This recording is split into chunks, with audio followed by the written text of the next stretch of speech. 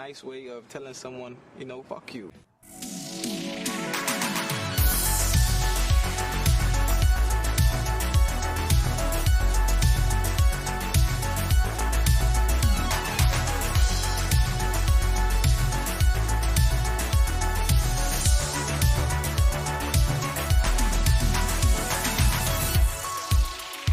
Yeah, that's right, everybody. We going live, baby. I thought that sound clip was going to play over top of it, not in spite of it. But anyways, yeah, it is what it is. And what it is wrap it up. Welcome in, everybody. I am Tvshka. Right next door is my good friends, Josh and Soul. What's up, y'all? We're here. Neighbors. Hi. Our teams beat the Yankees. Yeah.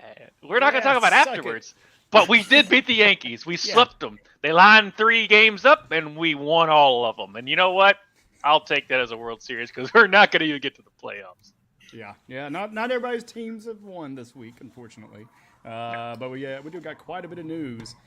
So much we actually had 9 pages of notes. So we got a lot to get through. But first, cheers, everybody. Cheers. Cheers if you got them. Cheers. Man, because it is a Monday. How has y'all's Monday been? Long. Off the week. Busy. Right?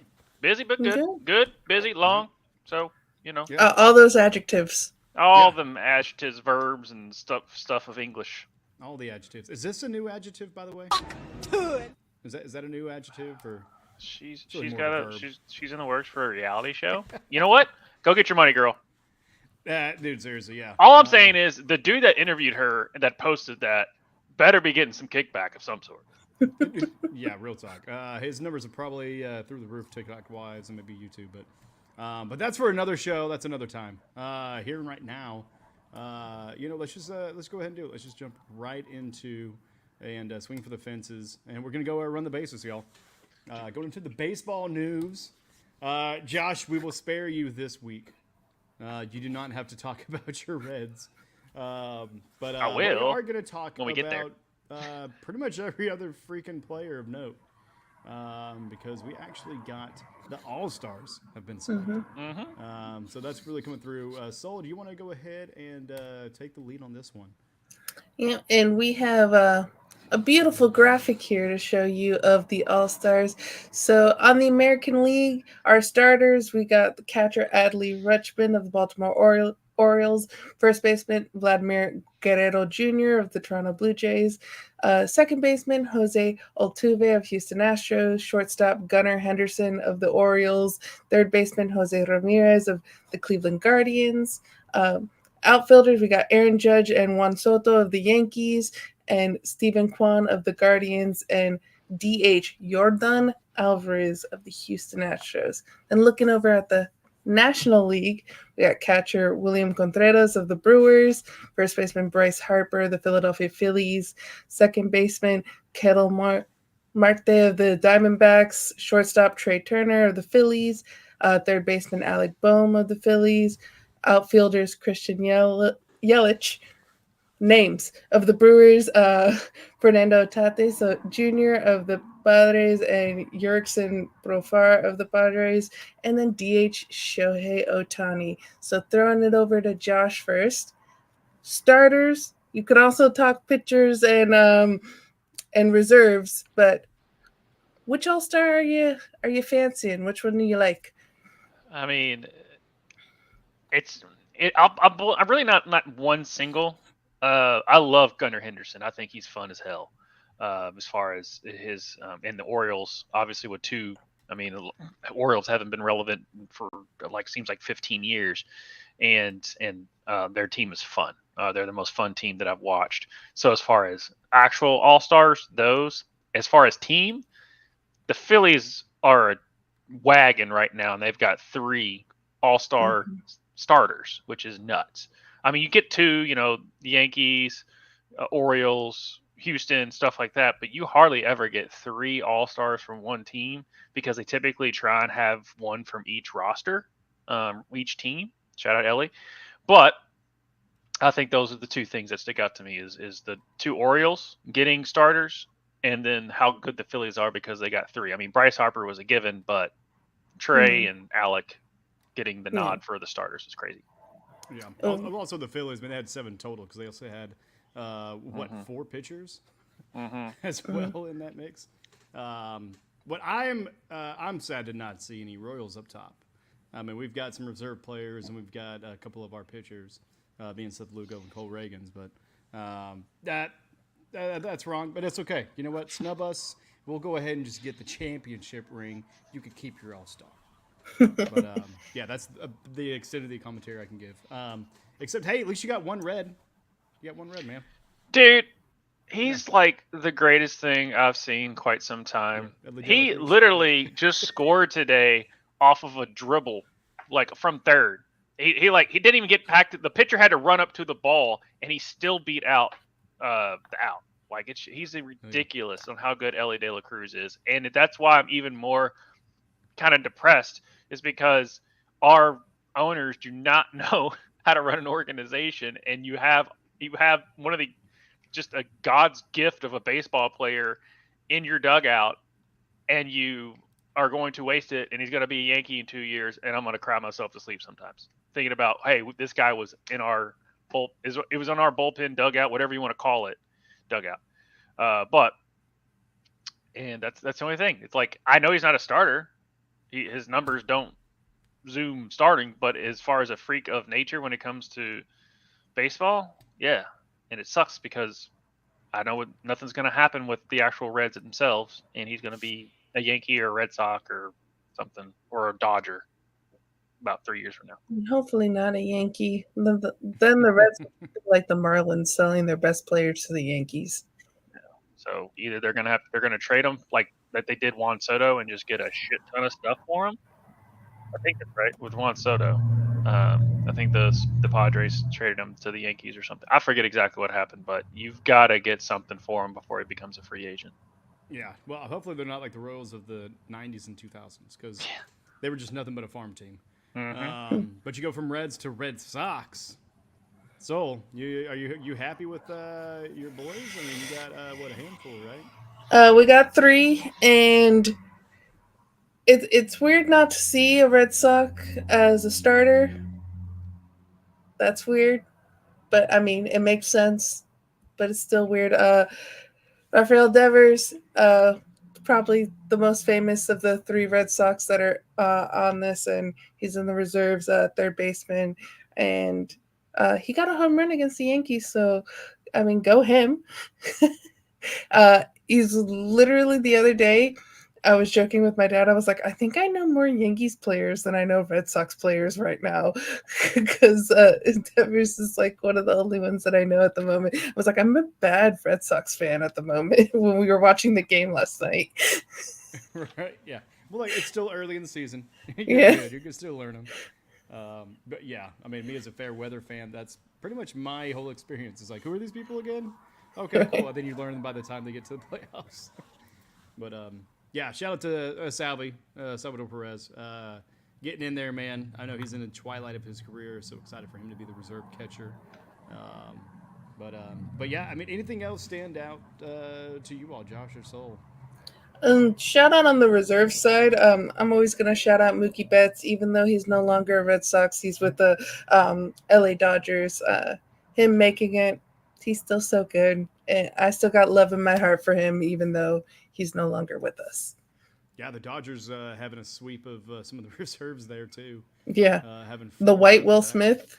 Shout out! No, I was getting ready to shout out Will Smith, the white Will Smith catcher for the Dodgers, because he is a former Louisville Cardinal. So shout out to Will Smith doing his thing there.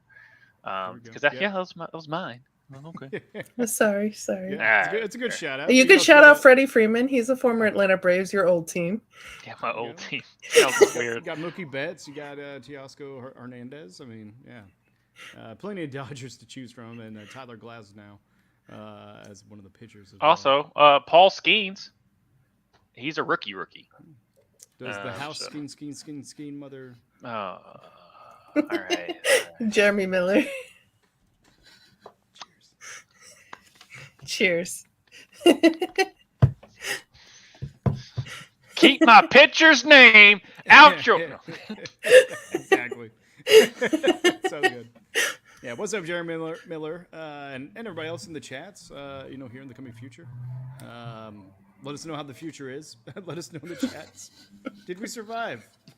It also lets me know, seeing this roster, being like, these are all-stars? Didn't even know they existed. So lets me know that I need to pay a little more attention to baseball other than my Reds causing me depression. I promise you guys, baseball is my favorite sport. It's just that all the new rules and everything, I just haven't been watching it a lot. So I'm like, who are these people for most of them? I typically, about this time after the All-Star break, I pay attention to it for about a month, and then fantasy football starts, and I've lost track again. And then October comes, and I'm like, oh, they're in the playoffs. Okay, then I'll watch. Yeah, I was going to ask you, Josh. I mean, because I know we do fantasy fuck around, and we're about to do our draft here next week for the Dynasty League. A couple weeks, but still. A couple weeks. It's 12 creeping days. Up on us. 12 days. Yeah. But I mean, have you ever done a baseball fantasy team or anything of that nature? No, and that's an actual good question, because this is fantasy started with fantasy baseball, just because of how much statistics and stuff go into it. It's a lot more year-round stuff, because it feels like baseball season ends and then next thing you know, it's starting again. And then you're drafting pitchers, and you're drafting a lot more players and stuff like that, and everything is monitored. It's like Moneyball before the movie. Basically. And so I've watched a 30 for 30 on fantasy baseball, and I'm like, I'm out, dude. I do well enough to keep up with 17 weeks out of the year. That happens. That there's one game, not multiple games every day, and having to keep up with lineups and stuff like that. So shout out to the people who do fantasy baseball. It ain't me. Yeah, and shout out to the All-Stars. Congratulations, gentlemen, Congratulations. for making that. Definitely not an easy feat. But anything else before we jump ship and leave the dugout here? I think we're good. All right, let's get the heck out of here then. And let's get up for the dugout, and let's jump onto the court. Full court press, news from the basketball court. Yeah, a little bit of weird news. I mean, I think it's good news, but it's definitely peculiar. And honestly, hopefully this kind of makes a little bit more of a splash to where it's more commonplace. But Kareem Abdul-Jabbar has sold his championship rings, his MVP trophies, and other memorabilia for $2.8 million, with proceeds going to a youth education program. $2.8 million seems like not much, really, compared, because it's Kareem Abdul-Jabbar. I feel like one item could be worth that much, but definitely going towards a good cause. He sold 4 of his NBA championship rings and 234 lots of memorabilia, including a game-used signed basketball from his final game in 1989.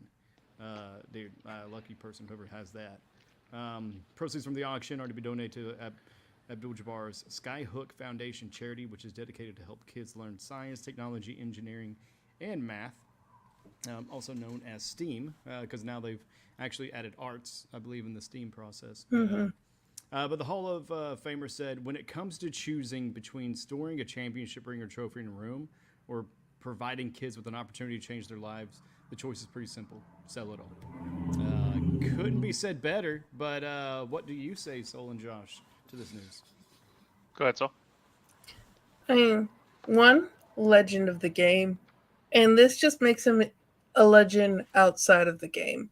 So he's showing not only was he great on the court, but he's also great off of the court.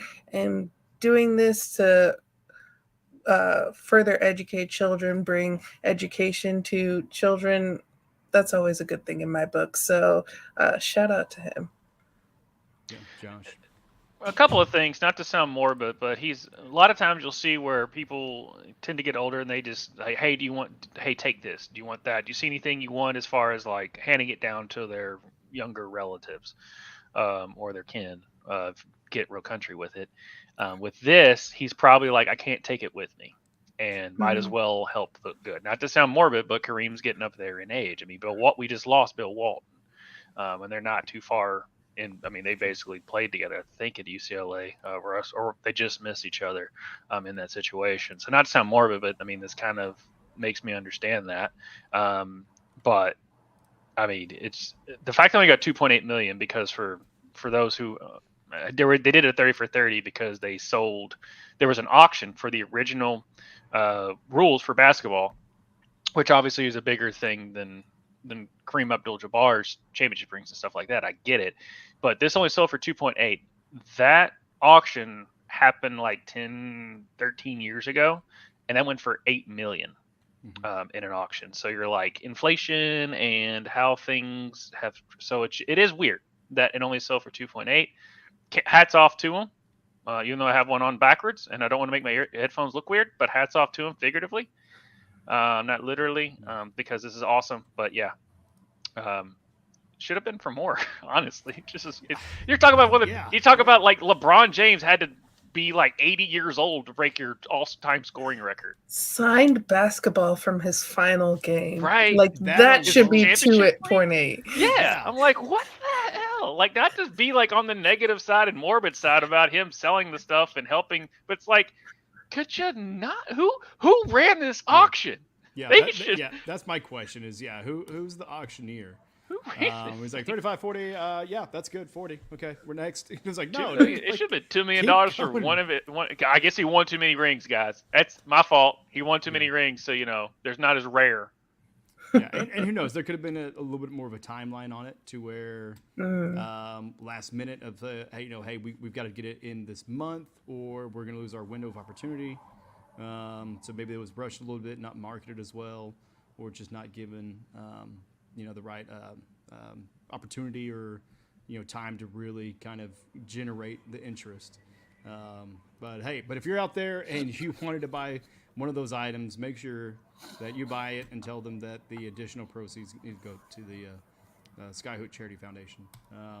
And for a little statistical reference, Kareem Abdul-Jabbar is 77 years old. So not really that old. I mean it's old, for sure. But man, 77. I mean, my parents are late 60s, and they're not like former athletes, and they still move around very well. And then I had grandma and great grandma lived to be in their mid to late 90s. Yep. But it's still 77, like you said, kind of on the twilight. But the bigger story really is just choosing to make a positive impact with what you have instead of holding on to it. So hopefully that's what you all watching, that's what you take away. This life is not about the things we have. It's about the moments and the people we share it with. And honestly, like for him, leaving that legacy of, like you said, so you said it very well, just being a great, player on the court, but a better person off the court. And he's done that several times, especially with him being with the Nation of Islam and really kind of showing that off the court a lot, and back in the 80s, 70s, and 80s, protesting and things of that nature, and really just kind of, I don't know, just really shining a light on and being a leader in a lot of areas that aren't popular. Like he could have just played it safe and just hit it, but he chose to really just be proud of who he is and the choices he's made and the person he wants to be, and definitely commend him for that. So, good job, Kareem. Yeah. Good job, bud. You're scoring not on the basketball court, but in life still to this day. Dude, yeah, that felt bad. Shout out to that Florida Panther announcer, because I just honed your ass on that one. All right. Well, Josh is such a hater.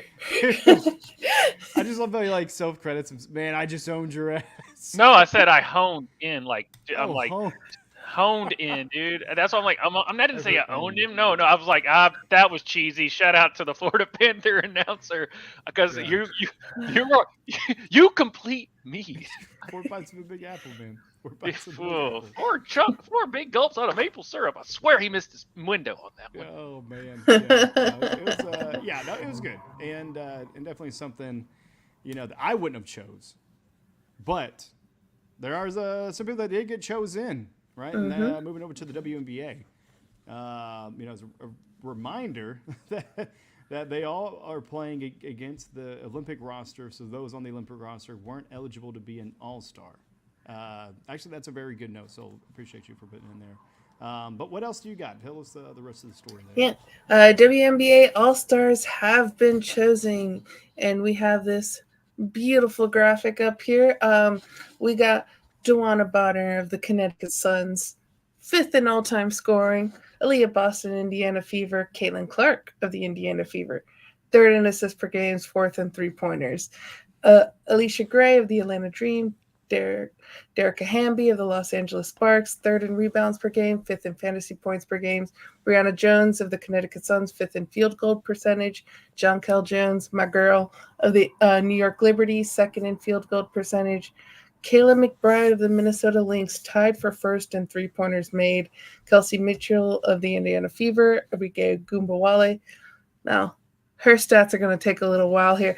Tied for 1st in three-pointers, 1st in steals per game, 2nd in points per game, 2nd in fantasy points per game, tied with Asia this season in 20-plus points games.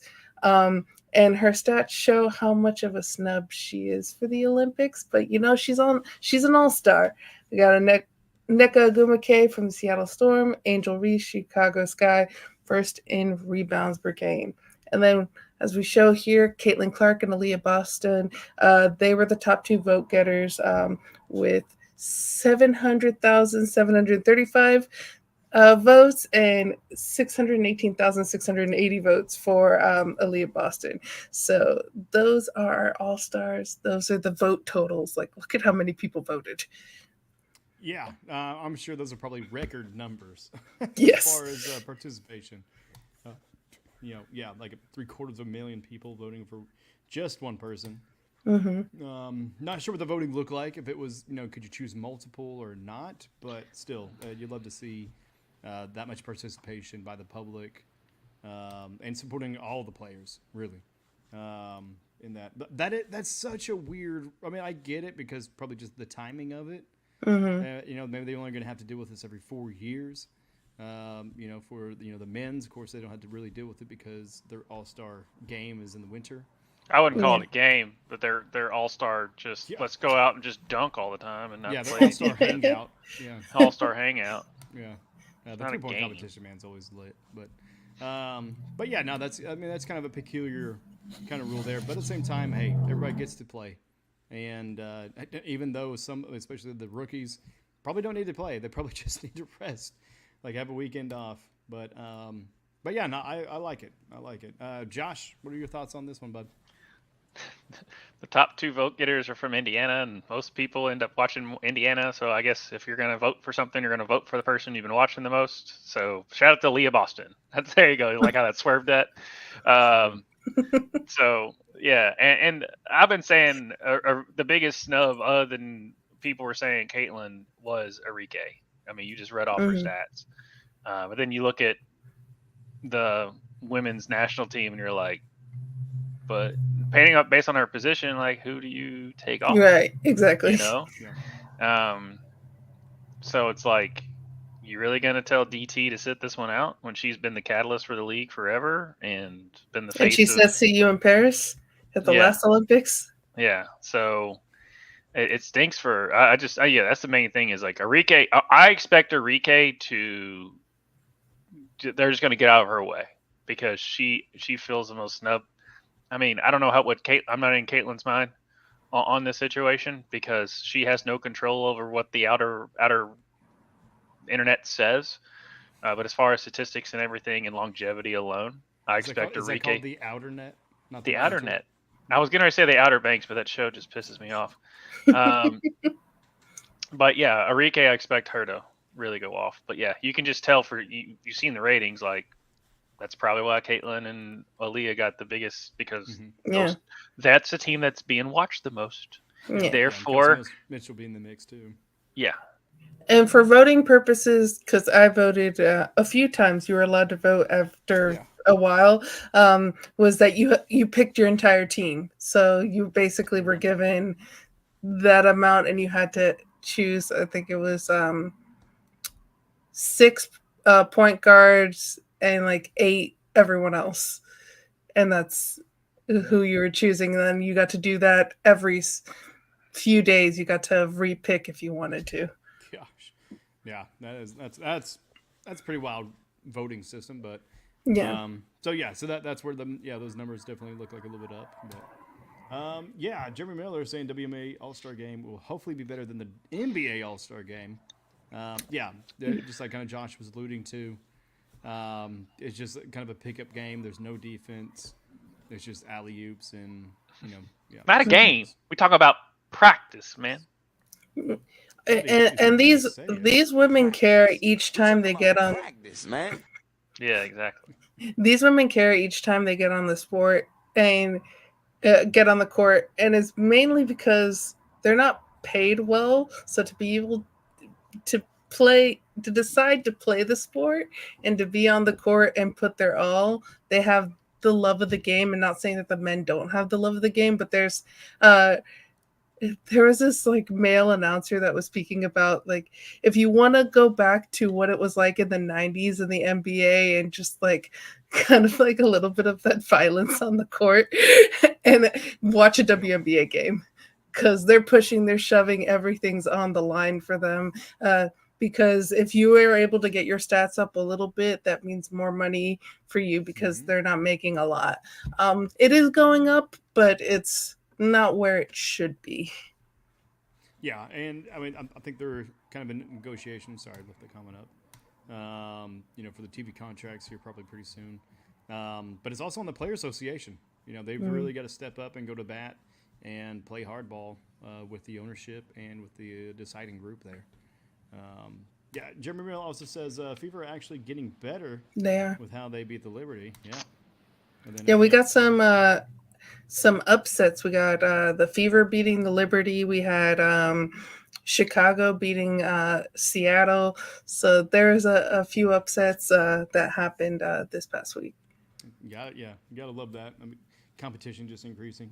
Fan voting might get out of hand if Bronny is an all-star while only averaging 4 points a game.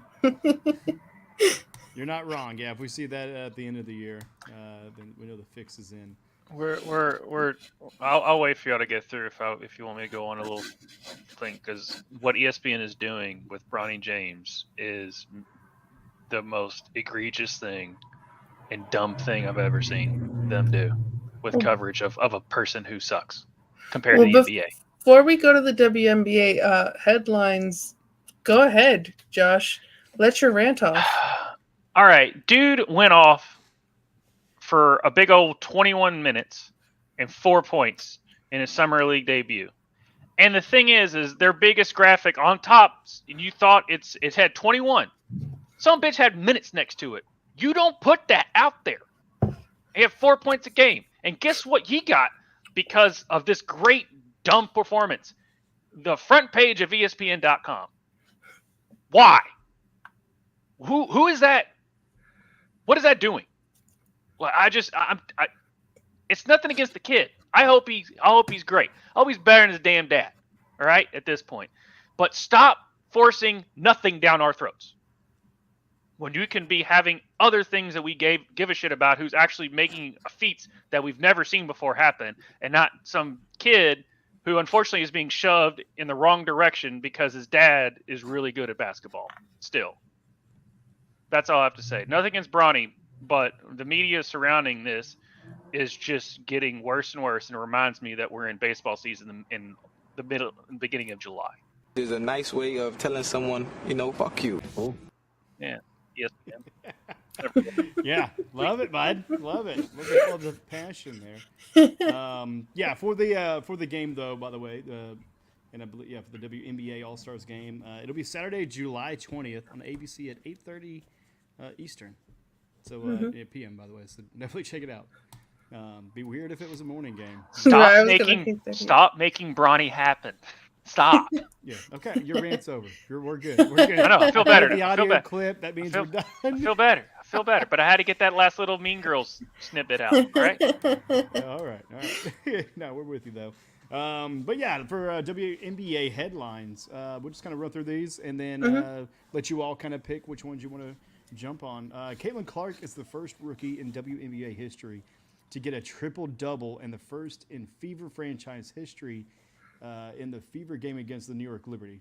She was one away from a triple-double last week, and we said last week it's a matter of time until she does it, and basically said you don't gotta wait that long with her play. Yeah, I mean the writing was definitely on the wall back. The Fever beat the Liberty for the first time this year, 89-78, making their win total against them 1-3. They will now they will no longer play each other for the remaining of the regular season. But yeah, I mean depending on how the bracket turns out, hopefully we get to see them in the playoffs. Another headline is it Kennedy or Shinity? Kennedy. Kennedy, okay, yeah. Kennedy Carter drops 33 points in the Chicago Sky win against the Seattle Storm. So, yeah, shout out to them for that. And Angel Reese has extended her consecutive double-doubles to 12 in a row with a career-high 27 points.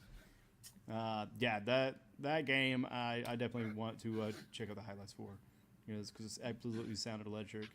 A'ja Wilson can no longer say that she is the only remaining WNBA player this year to have scored 20 or more points in every game played this season, because she has scored 18 points against the Washington Mystics. But then she drops 35 on the LA Sparks. So we think it's fine. So I like how you're writing these in first person. I was writing it because I was going to give them, but you can go ahead. Yeah, well, you're gonna be talking the whole time we get to kicking and screaming. So, but no, I'm just commending you on your writing. I love it.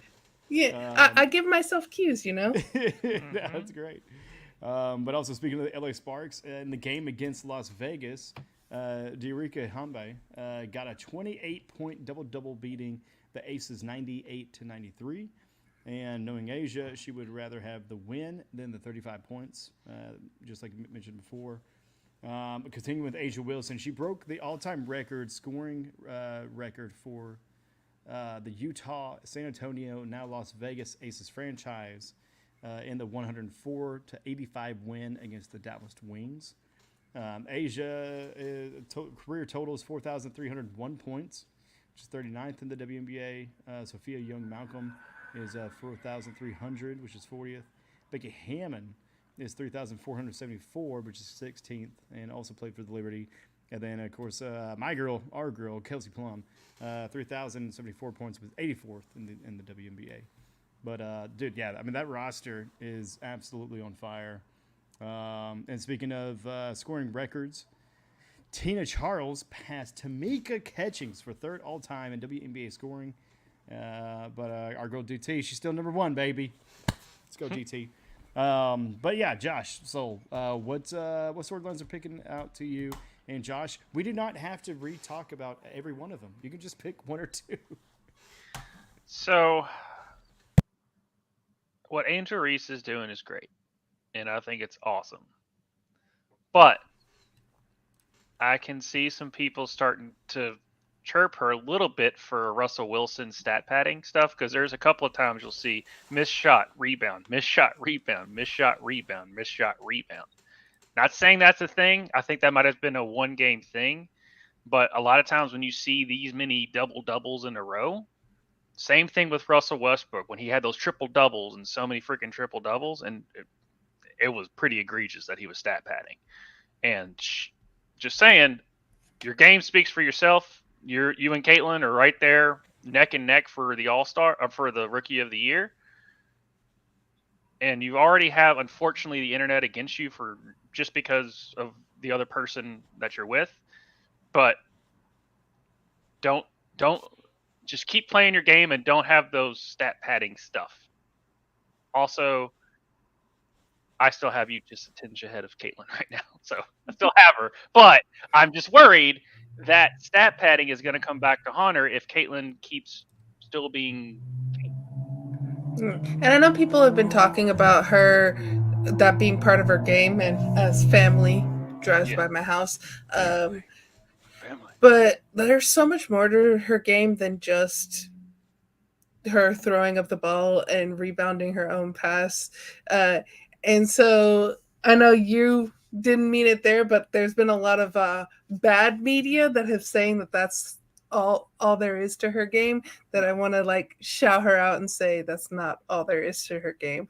That both of these rookies, they really are neck and neck. Like, you have the first triple-double for a rookie ever, and then you have Angel Reese going on this run, and she even had some 3-pointers in her last game. I think she was 2 for 2 from the 3-point line. So she's adding more to her game, and that's all you ever want from your rookies, is to be able to add more and more to their game.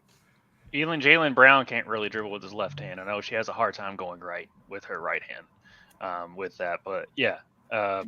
I'm interested to see how that too. But there's a couple times Russell. The reason I'm saying like she's not egregious like Russell Westbrook. She's just missing shots and just beating all 4 girls around the rim for the ball.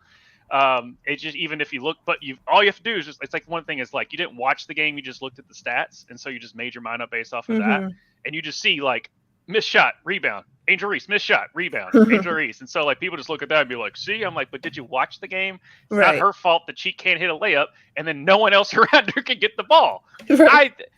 Should she have made it the first 4 times? Maybe, but no one else could get the ball away from her. So she's still a beast. But when you watch like Russell Westbrook, he just like, oh, okay, I got it. Like he was just throwing shit up just to get the rebound, just to make another triple-double, or getting pissed off at somebody because he didn't hit the shot when he passed it to him. I was like, dude, you're stat padding. That was bad. Also, Russell Westbrook cannot hit the shot, period. Not anymore. As a Thunder fan, he was one of the most aggravating. Like, he's so electric. Oh, yeah. He's exciting to watch. He's a phenomenal talent, like an incredibly like a physical specimen as far as like just how he can contort his body. But the dude, when we needed him to hit threes, could never hit a 3. He even airballed often and couldn't even get his own rebound on that one. But anyways, fuck off, Russell.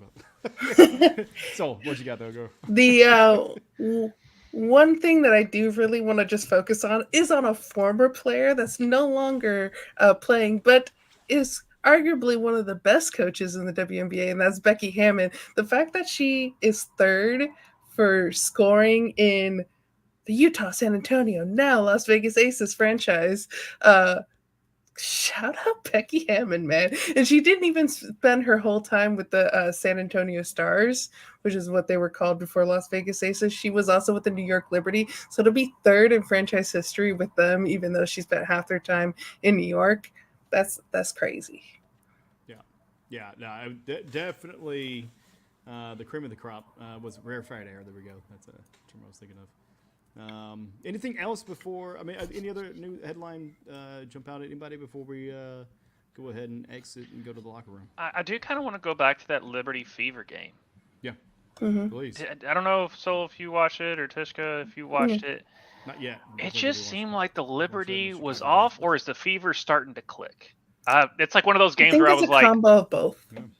Because it just seemed like they were actually like Caitlin's outlet passes. I forgot how freaking good she is at those outlet passes.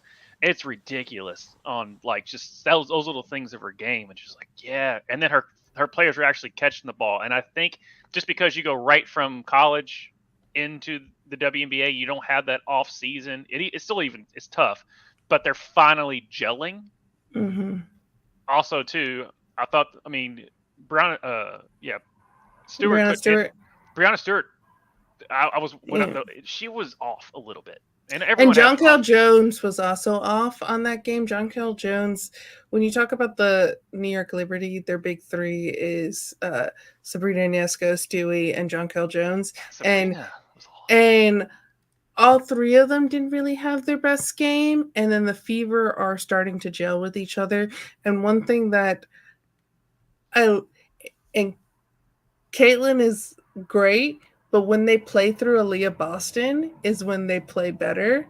So having Caitlin being able to pass the ball, but then having Aaliyah playing really well, that's when the Fever do really well. So it's like one of those where like if Jonquel Jones plays well, the New York Liberty play well, even though the 2 more famous names would be Stewie or Sab. But when the Aaliyah Boston is playing well, the Fever play well. And the WNBA in general is still like the NBA from the 90s, whereas the NBA now is so much more guard-oriented just because all of them can score with the basketball, and the only thing they need a center for is just to basically protect the middle and rebound and then just be there for an alley-oop or whatnot. Whereas the WNBA is still going through this. Everything plays through the center in essence. Asia Wilson, number 1, she is the best right now. And then, like you said, Aaliyah, Boston. So, and a lot of times, the best teams are the ones that everything works through the center. And then, it's a kick out, and then it's a dump in, get a paint touch, and then they back themselves into the goal, see what's available, wait for the defense to collapse on them, or they're going to hurt them. And that's typically how the 90s used to work. But now that you have so many shooters in the NBA, and three's more than two, so that's the difference that you see between the WNBA. Even though there's still great shooters in the WNBA, there's still not enough there to earn that respect that you can't spread it out still. So you still have to go with the center. So good points. That's why I said earlier that the WNBA is really more of that 90s basketball. If you want to watch some 90s basketball, go tune into a WNBA game. Yeah. Mm-hmm. Yeah, and just kind of looking at some of the previous statistics of the games between the FIBA and the Liberty. It looks like, I don't know if this is game 1 or 2, but back in May, Liberty won 102-66. I mean, just mollywopped them. But in that, after halftime, the Fever came and scored 25 points, which is more than the Liberty's 19, but then fell very short in the fourth quarter and only scored 10 points. So that's kind of coaching, but maybe maturity on the players as well and resolve. So maybe that's getting a little better. And in one of the other games, the one not recent, they scored 16 in the fourth and 15 in third as far as the Fever. But got 60 to get to 104, so still kind of staying a little bit low. But just kind of maybe they're playing a little bit more even keel instead of it just these huge spikes of just energy and then getting either overexerting themselves or just we caught somebody by surprise, but then we're just getting outmatched or outmanaged even. And then you'll have like Caitlin go off for a quarter and then like be kind of dead for a quarter. And that just happened a lot because they had multiple games in a row where they weren't having rest. So you'll get her like the spark that she is for a quarter, and then she's like, I'm tired. Yeah, and for the people that said that the Liberty just didn't show up, they didn't care to show up, they were still picking Caitlin Clark up for 94 feet. So, or 90 feet. So like they cared. Like I don't. It just they had I think and the thing is too is it's getting to the point now where the game is starting to slow down, and the rookies are starting to get used to the pace and stuff like that. So I think that also has some contribution to it, much less the Indiana Fever, and maybe they caught the Liberty probably. I mean, 10 out of 10 games they'll probably win 7 of them, but this is one of those 3 that the Fever got out of. And then there was this one player on the Fever. I forget her name. I believe she's Australian, but don't quote me on that. She had a really good game. Shout out to whoever you are. You know who you are. Hopefully you're Australian. So you can get it something right. Samuelson?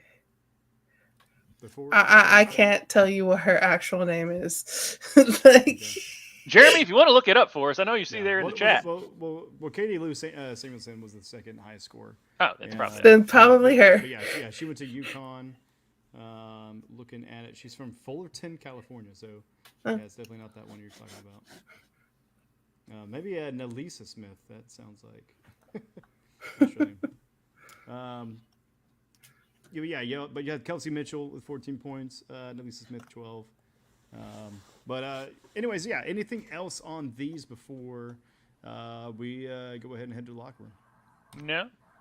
You think, yeah, you guys join us next week. We're going to talk about the Netflix series that they're doing, or whatever it is. I know they were highlighting some of the WNBA players, some of the rookies that isn't Caitlin Clark. So, but we'll go over that next week because I had that in the notes this week, and then I took them off. Yeah, no, I was like, that's why I was like, I'm just previewing it for next week. Yeah, don't bury the lead. It's a good one. It's a good lead.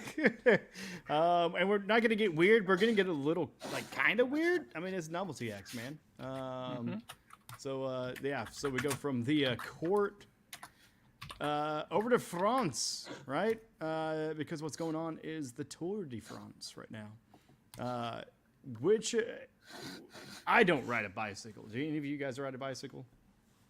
I mean, not professionally. I do not own a Peloton. I mean, I don't own a Peloton. Yeah. I own a bicycle. Yeah, I don't own a bicycle myself, even though I probably should because it's less shock on it and it's a decent workout. But These freaking crazy ass people do. And what they're doing right now, Tour de France, it's the 32nd edition of the race. And what this is doing is they completed the first stage so far and have traveled 2,170 miles. And that's out of the total 3,492 kilometer miserable experience is what I put down in my notes. Because that just sounds freaking miserable to pedal for that many mileage or kilometers that distance. So far, they have traveled just under half of that, 1,513 kilometers or 940 miles have been traveled so far with the 9 stages completed. But yeah, that's a mess, man. I don't think I would want to do any of that nature. And it may be a little bit hard to read as far as what's up on the graphic itself. But I do have a little bit of eyes. So right now in the lead is United Emirates team, UAE team Emirates, and it's I'm not even going to attempt to pronounce y'all's names. I mean, congratulations, but we don't got time for that. But at the very bottom, at least in the top 10, is America, man. Matteo Jorgensen. We've got to do better, right, guys? Like, we can't. We're Americans. We don't know what 10th place is, do we? No, we need a roided up dude on chemo to get us through it again. That's true. Also, where's the John Saturday or like the Chris Williams of the world that can? I mean, Matteo Jorgensen's like, where are you really from, bro? Yeah, exactly right. We got Derek G, you got Landa, Rodriguez, Almeida, Ayuso, Roglic. I feel like they misspelled garlic. Garlic. Vingegaard. That's definitely Northern Europe. But yeah, no basic ass names. All I know is the guy that's at top is nuts because that country, like I was saying, they had a really good showing in the Euro. Now they're showing out the Tour. What are they drinking over there, man? Yeah, well, what are they drinking or what are they selling? Because it's a lot of oil, a lot of money. Because they're also taking over golf as well. But so, I mean, for Tour de France, I mean, do you even like to watch any of this, or are you like me and it's like I'll watch the very final minute to see my dad watches it, so I'll come out in the living room and it'll be on, and my dad even watches. I think it's on Netflix, but I'm not sure. Where they have. Each year they have a season of what happened behind the scenes of the previous Tour de France. Yeah.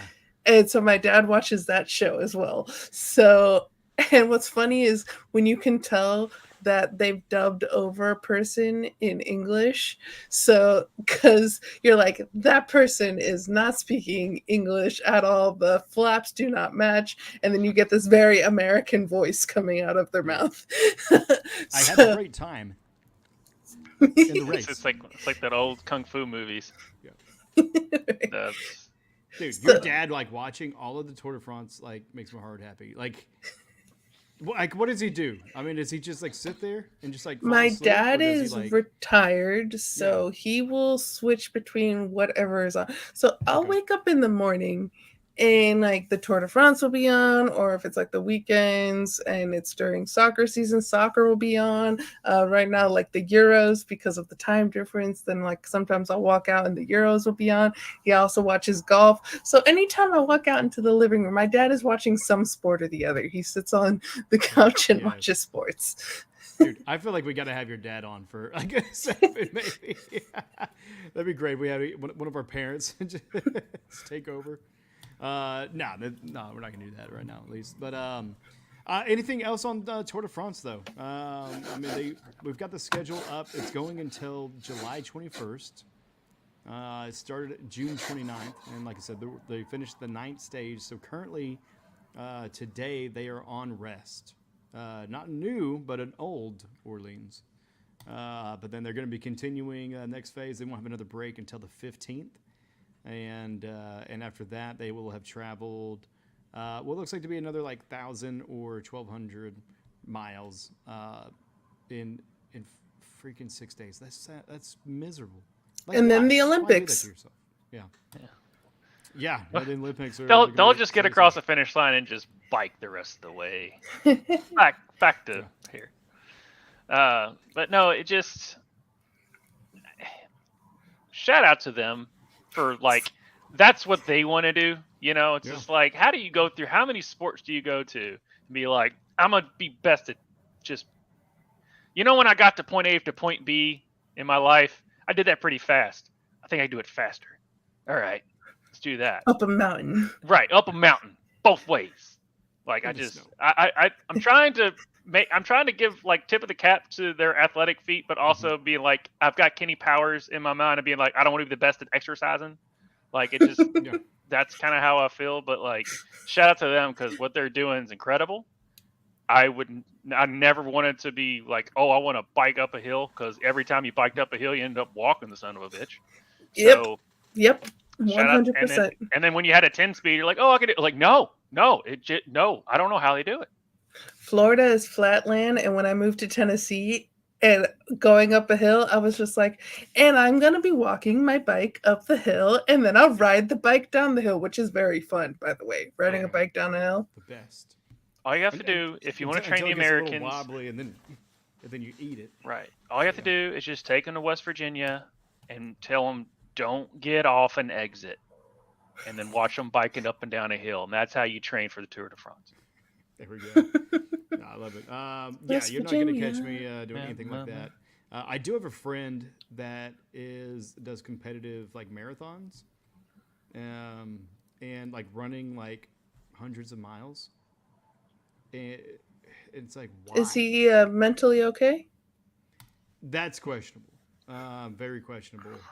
Physically, is he okay? Because like literally, like some of these like long races, his toenails will pop off. Yeah, it's just like why? Why do you subject yourself to it and your family? But they go and support him. I haven't been able to make a race. But Blake, my dude, I'm going to make one of those races. And I don't know, maybe see if you're man enough to take a shot while your toenails pop off. My shins just hurt. The shin splints that come from that.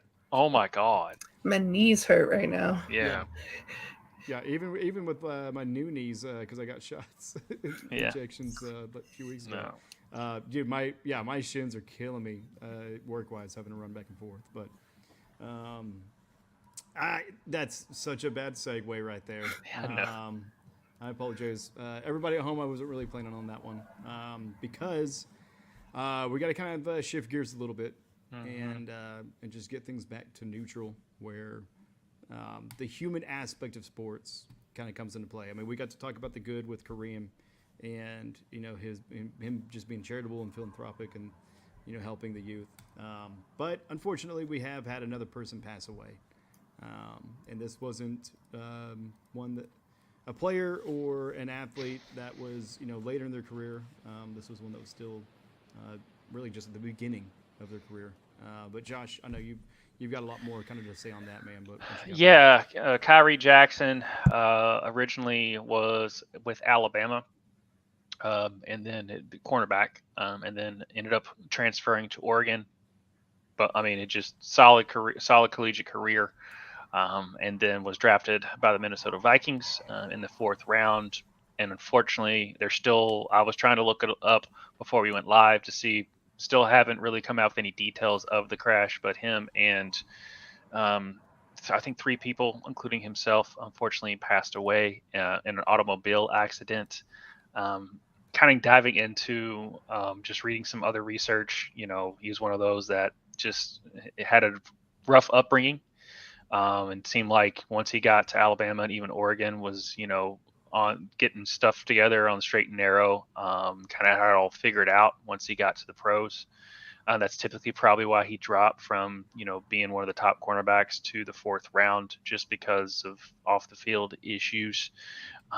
But everything was saying that, everything was saying that he was just been great in the rookie camps and stuff like that. And it just stinks, especially when you always love those stories of, people getting out of whatever sticky situations that they have been or whatever bad influence they have to really focus in and achieve something great. And he was on the path of doing that. And it stinks that we'll never see it come to fruition. Yeah. So, anything on that? It's sad, and not just like for him, but the people in the car with him. From what I was reading on, is that when another driver attempted to switch lanes at a high speed, that's what caused the car crash. And so, even if it was like his fault, it would be sad, but especially that it's like a no-fault car crash of his own, and that it ended up in the death of him and his friends back home. It's just really sad. Yeah, it's unfortunately on the road. It's not you; it's the people around you. Unfortunately, and that you see that a lot more than the other way around, of just someone driving stupid and recklessly, like some other people we're not going to talk about right now. Yeah, I know exactly what you're talking about, and I even thought about referencing that one too. But, well, there's two, but I'm not going to bring them up. It's not the point. But this isn't the time or place for it, and there's other information that is kind of disparaging, kind of on the accident. But yeah, just be safe, man. When you guys are out there, let somebody else drive if needed. Like today, I mean, it's been raining all day. I was driving 55 miles an hour when it was 65. And people were passing me. That's fine. You guys go do you. Just pass me and get away from me if you're going to be that reckless. But yeah, definitely a sad day for their family, for the Vikings. I know, having what looked to be a promising prospect kind of coming into their organization. But yeah, RIP, man. And we'll definitely catch you in the next one. And I kind of wish we had like a little bit of a graphic video or something. Where I know. To transfer out of that, because that was hard to get into, and it's hard to get out of as well. If we don't pay tribute, you have to. Mm-hmm. Yeah, no, exactly. And let's just do this. I wish I had a better song for it, but let's go gold digging, baby.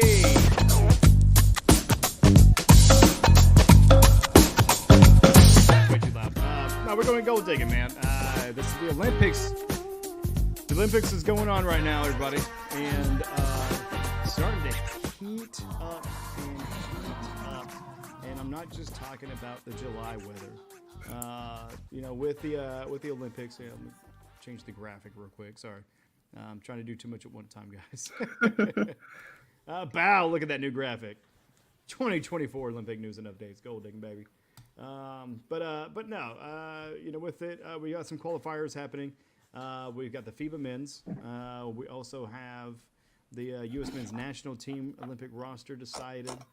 But Soul, we'll jump back to the FIBA men's. What the fuck is a FIBA? FIBA. I'll be right back as she breaks it down. FIFA, but replace football with basketball. And that's what FIBA is. They even have their own World Cup as well that no one really pays that much attention to. But yet. The FIBA men's Olympic qualifiers were held this past week. The winners of each group held in Greece, Latvia, Puerto Rico, and Spain will join the 8 teams already qualified for Paris 2024. If you forgot, those 8 teams are France, the US, Canada, Australia, South Sudan, Japan, Serbia, and Germany.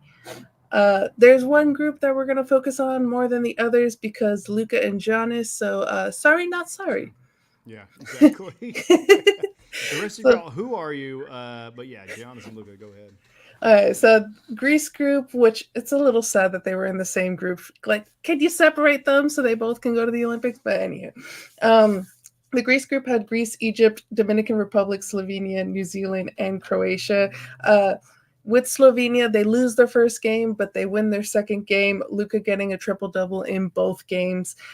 Greece won both of their group games and ended up seeing Slovenia in the semifinals, where Giannis and Greece knockout Luka and Slovenia, 96-68. Luka can finally rest up a little bit before this next NBA season. I saw a stat that said in this last year alone, Luka has played 8 FIBA World Cup games, 3 NBA preseason games, 70 NBA regular season games, 22 NBA playoff games, and 3 Olympic qualifier games. He just needs to go join Joker in Serbia and just chill and watch horses and like get off of his knee, because apparently like his knee was still giving him trouble in these qualifiers and he was playing through them and getting triple doubles. Like, rest my guy. Dude, yeah, who are you? Caitlin Clark and the rest of the rookie class this year at the WNBA? Come on. Yeah, no, the dude loves the ball, and and he's good at it. But honestly, I think you bring up a very valid point. Is that with like Joker and everybody else, maybe you should rest, pal. Like maybe but also like, hey, what's his passion? Is it playing more with his country, or is it going after falling short of a NBA championship, there in America. But no, that's great. I am new to this whole thing right now. So you got FIFA, you got FIBA. Why did they not fix it like they did FIFA, right? I mean, why did they not fix FIBA where it was Luka and Giannis going into the finals, right? Or did they just like throw like a lamb to the wolves with Luka and was just like, hey, we know you're gonna take a break, just play a few games. I don't know why I'm sounding like Trump. Maybe for obvious reasons, I guess. But hey, you're just gonna lose. You'll be out real quick, and then we can make money. But I could have dunked it, but they couldn't. I could. I was the best dunker. I was the best. But no, like, you know what I mean? Like, if it was fixed, it was like, just put them on opposite sides of the bracket. Why'd you put them so close in the grease? Not even opposite sides of the bracket, just different groups, because the winner of each group goes to the Olympics. So Greece won the Greece group, beating Croatia 80-69, and Giannis, of course, wins the tournament MVP for that group, because they're basically their own mini tournaments. In the Latvia group, we have Brazil winning and beating Latvia 94-69 in the final to qualify for the Olympics. They're the only home team that Latvia is that lost. So like that, shout out more to Brazil there too, because they had to play away with the Latvia fans in Latvia. Puerto Rico won in Puerto Rico. Spain won in Spain. So congratulations, Greece, Brazil, Puerto Rico, and Spain to making it to the Olympics. Yeah, I'm with you. More respect and props to Brazil. I mean, you're the only team that didn't have your home crowd, and you won it. Josh, you got any thoughts on FIBA? And it is not a FIBA. Yeah. So Jeremy pointed out kind of what I was saying. Is like Luka can't catch a break. Like he gets to the finals and people are like, oh yeah, and then he basically gets gentleman swept, and now people are like, oh, and then Brian Windhorst is basically saying that he lacks like effort, and I'm like, really, Brian?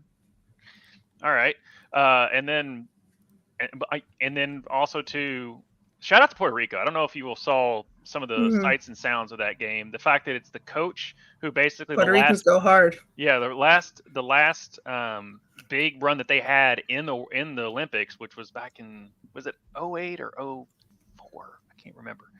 They beat the U.S. Yeah, they beat the U.S. I think it was 04. Yeah. And that coach, the star of that team, is now the coach. It's Arroyo, I believe. Arroyo. Carlos Arroyo. Former Miami Heat player. Yeah. So, and that was kind of like Rick Rubio, if anyone remembers Rick Rubio from that Spain Olympic run with the Gasol brothers. Is after that he became a hotbed, and Carlos became the same thing there. Alvarez, he's the catalyst for the team. I'm pretty sure I got his last name right. I forget. Is he play? No, I think he still plays for the Pelicans. But that they've got there for. I don't know if you had it written down. This is the first time they qualify the Olympics in like ever.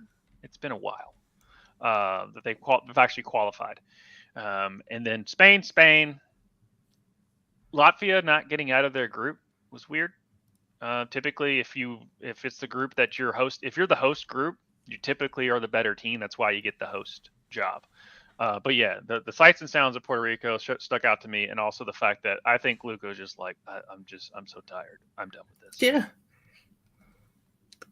Go rest, my guy. Go rest, my guy. Like, you literally had the team on your back, for Dallas, and you just ran into a better team in Boston.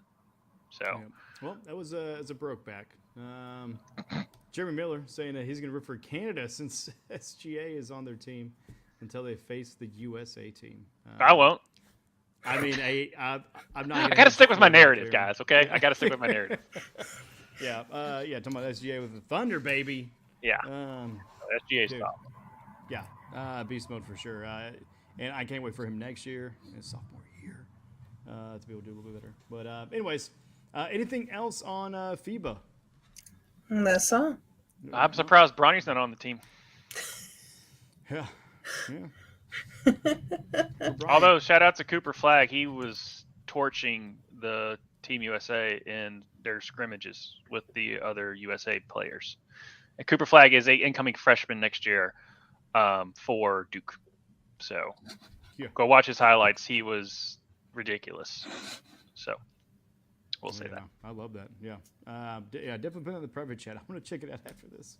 But onwards to the more Olympic news. Olympic roster has been decided for the U.S. men's national team. Reminder that unlike the women's tournament, the men's is a under 23 tournament for the Olympics, where each team is allowed to have 3 overaged players. So, what's overaged? Overage means that they're over the age of 23. So I still have a chance? Overaged. I read it as overage, like excess of something. So I'll take it over. I think it's kicking in. Josh has a wonderful announcement video, so that way we can watch the video to tell us all the players that are going to the Olympics instead of me reading off names. That sounds even better. You ready, bud? Let's do it. Yeah. We are living our dreams. USA. We are going to the Olympic Games. With this group, it goes beyond the dream. It's a goal to represent our country in the best possible way. That's why we put this team together. Is the guy with the accent talking about the American players. team? Mm-hmm. That will give everything for the United States. What a name. Gianluca. Not even attempting that one. Georgi Mihailovic. Okay, thank you. Is this what this turned into? Kevin Paredes. I'll take the easy one. Oh, that's the easiest one. It's probably Aronson, honestly. Yeah. Dan Smith, BYU. That's what that guy last. We are going to France to make our country proud. And we will. USA. USA. Let's go. USA. USA. Smells like championship New to me. head coach. Sorry. Different champ. My bad. Right. But That's all I heard was yeah, championship. So, who the heck were all those guys? So, those aren't typically the normal part of the senior team. A few of them have played for the senior team, like Kevin Paredes and my boy Benjamin Cremassi of Inter Miami. I'm so excited for him. Although, I'm a little sad because he won't be here to play for us in our games. But he's going to the Olympics. My baby boy is going to the Olympics. Love it. But going to talk a little bit about someone that I think is a snub that should have been on the roster, Diego Luna. He's one of our more creative young players, and yes, his name is Diego Luna, the name that The actor? not the actor. He's one of our creative young players, and after how he played in the CONCACAF U20 tournament that qualified us for the Olympics. It's sad to see him not be part of the roster, especially since he's a dual nat with Mexico. So if we lose him to Mexico, that's going to make me sad as well, which we haven't been doing so well with our dual nats when it comes to U.S.-Mexico, although we got the most important Mexican-American in Pepe, so I think we're okay. But still. I'm also confused with Georgi Mihailovic as one of the overage players. I would have gone with, like I said, having Diego Luna in the midfield and then bringing in like a Brandon Vasquez or another number 9 because I'm not very high on Duncan McGuire. But with the Olympics, because this is not a FIFA-sanctioned tournament, clubs don't have to release their players. So we don't know if they tried to get Brandon Vasquez and Monterrey said, nah, we need him. You're not getting it. So who knows? Another player that I'm wondering with, and it could also be that LA Galaxy said, no, we need him because he's a very good player, is Jalen Neal. He's very young center back, and center backs typically aren't as good as he is at his age. Center backs and goalkeepers are usually much better when they're a little bit older. So the fact that he's like a ball progressing and breaks line type of center back, he would have been really good for us, but unfortunately not on the team. Yeah. But if I can ask you real quick on that, sorry. Yeah. Because for when it's not cornerback, it's center back. Yeah, center back. But no, like I think that's a really good point that you bring up, that he's matured in that position more than most people prior. Is there any like kind of specific like area, I mean, that you kind of see, like, I mean, for the center backs, I mean, what is it that takes them so like a few years or a little bit longer just to kind of develop and be better in that skilled position? Well, one, you want your center backs to be a little bit taller. Two, that they're like your goalkeepers. It takes time to learn that position. It's one of those positions that you mature into it, and you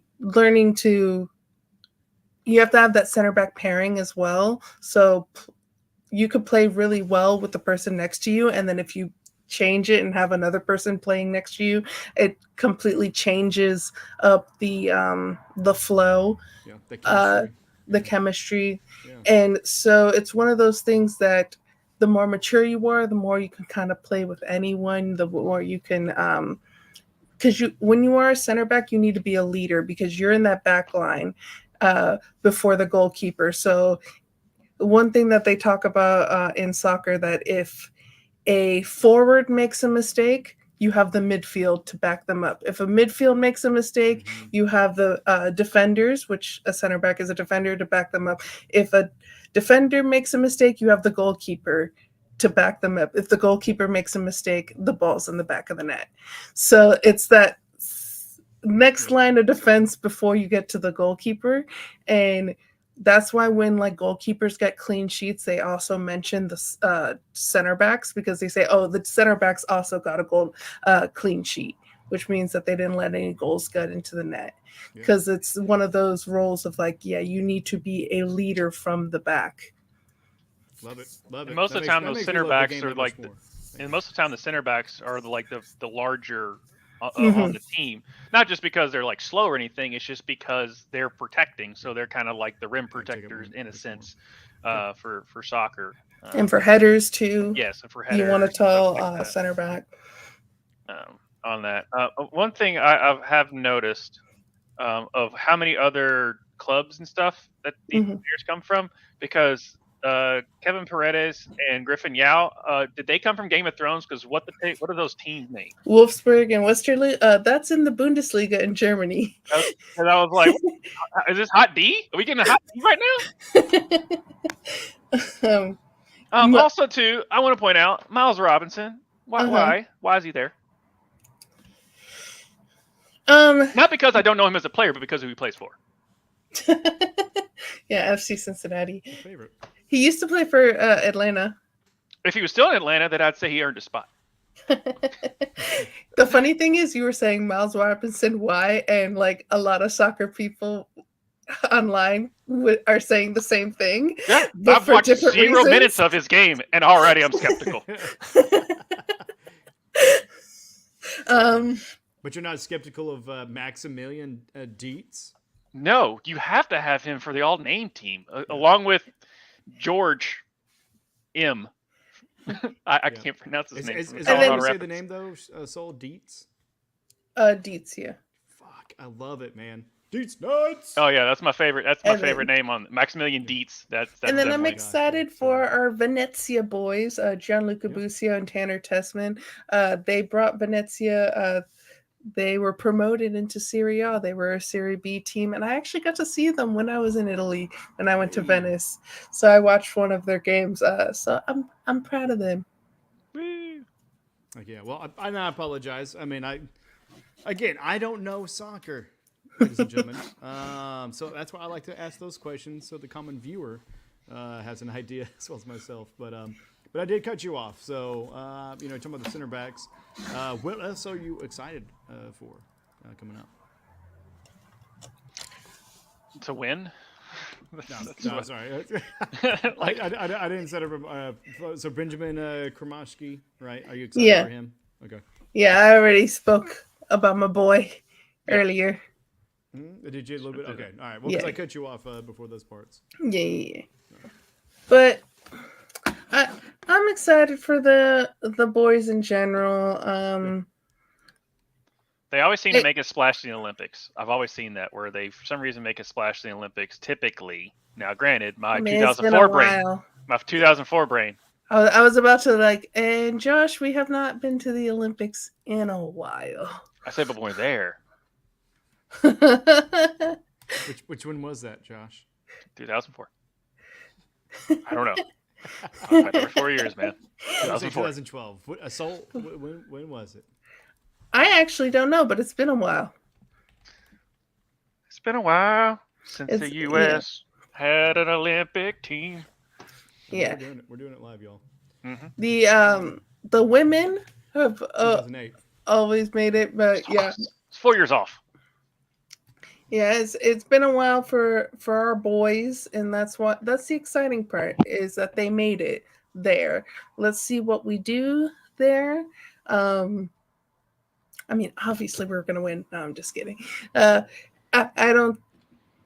If I'm realistic, we're not gonna win gold, but I want us to play well. Yeah. Right. I mean, manage expectations, but hey, you never know.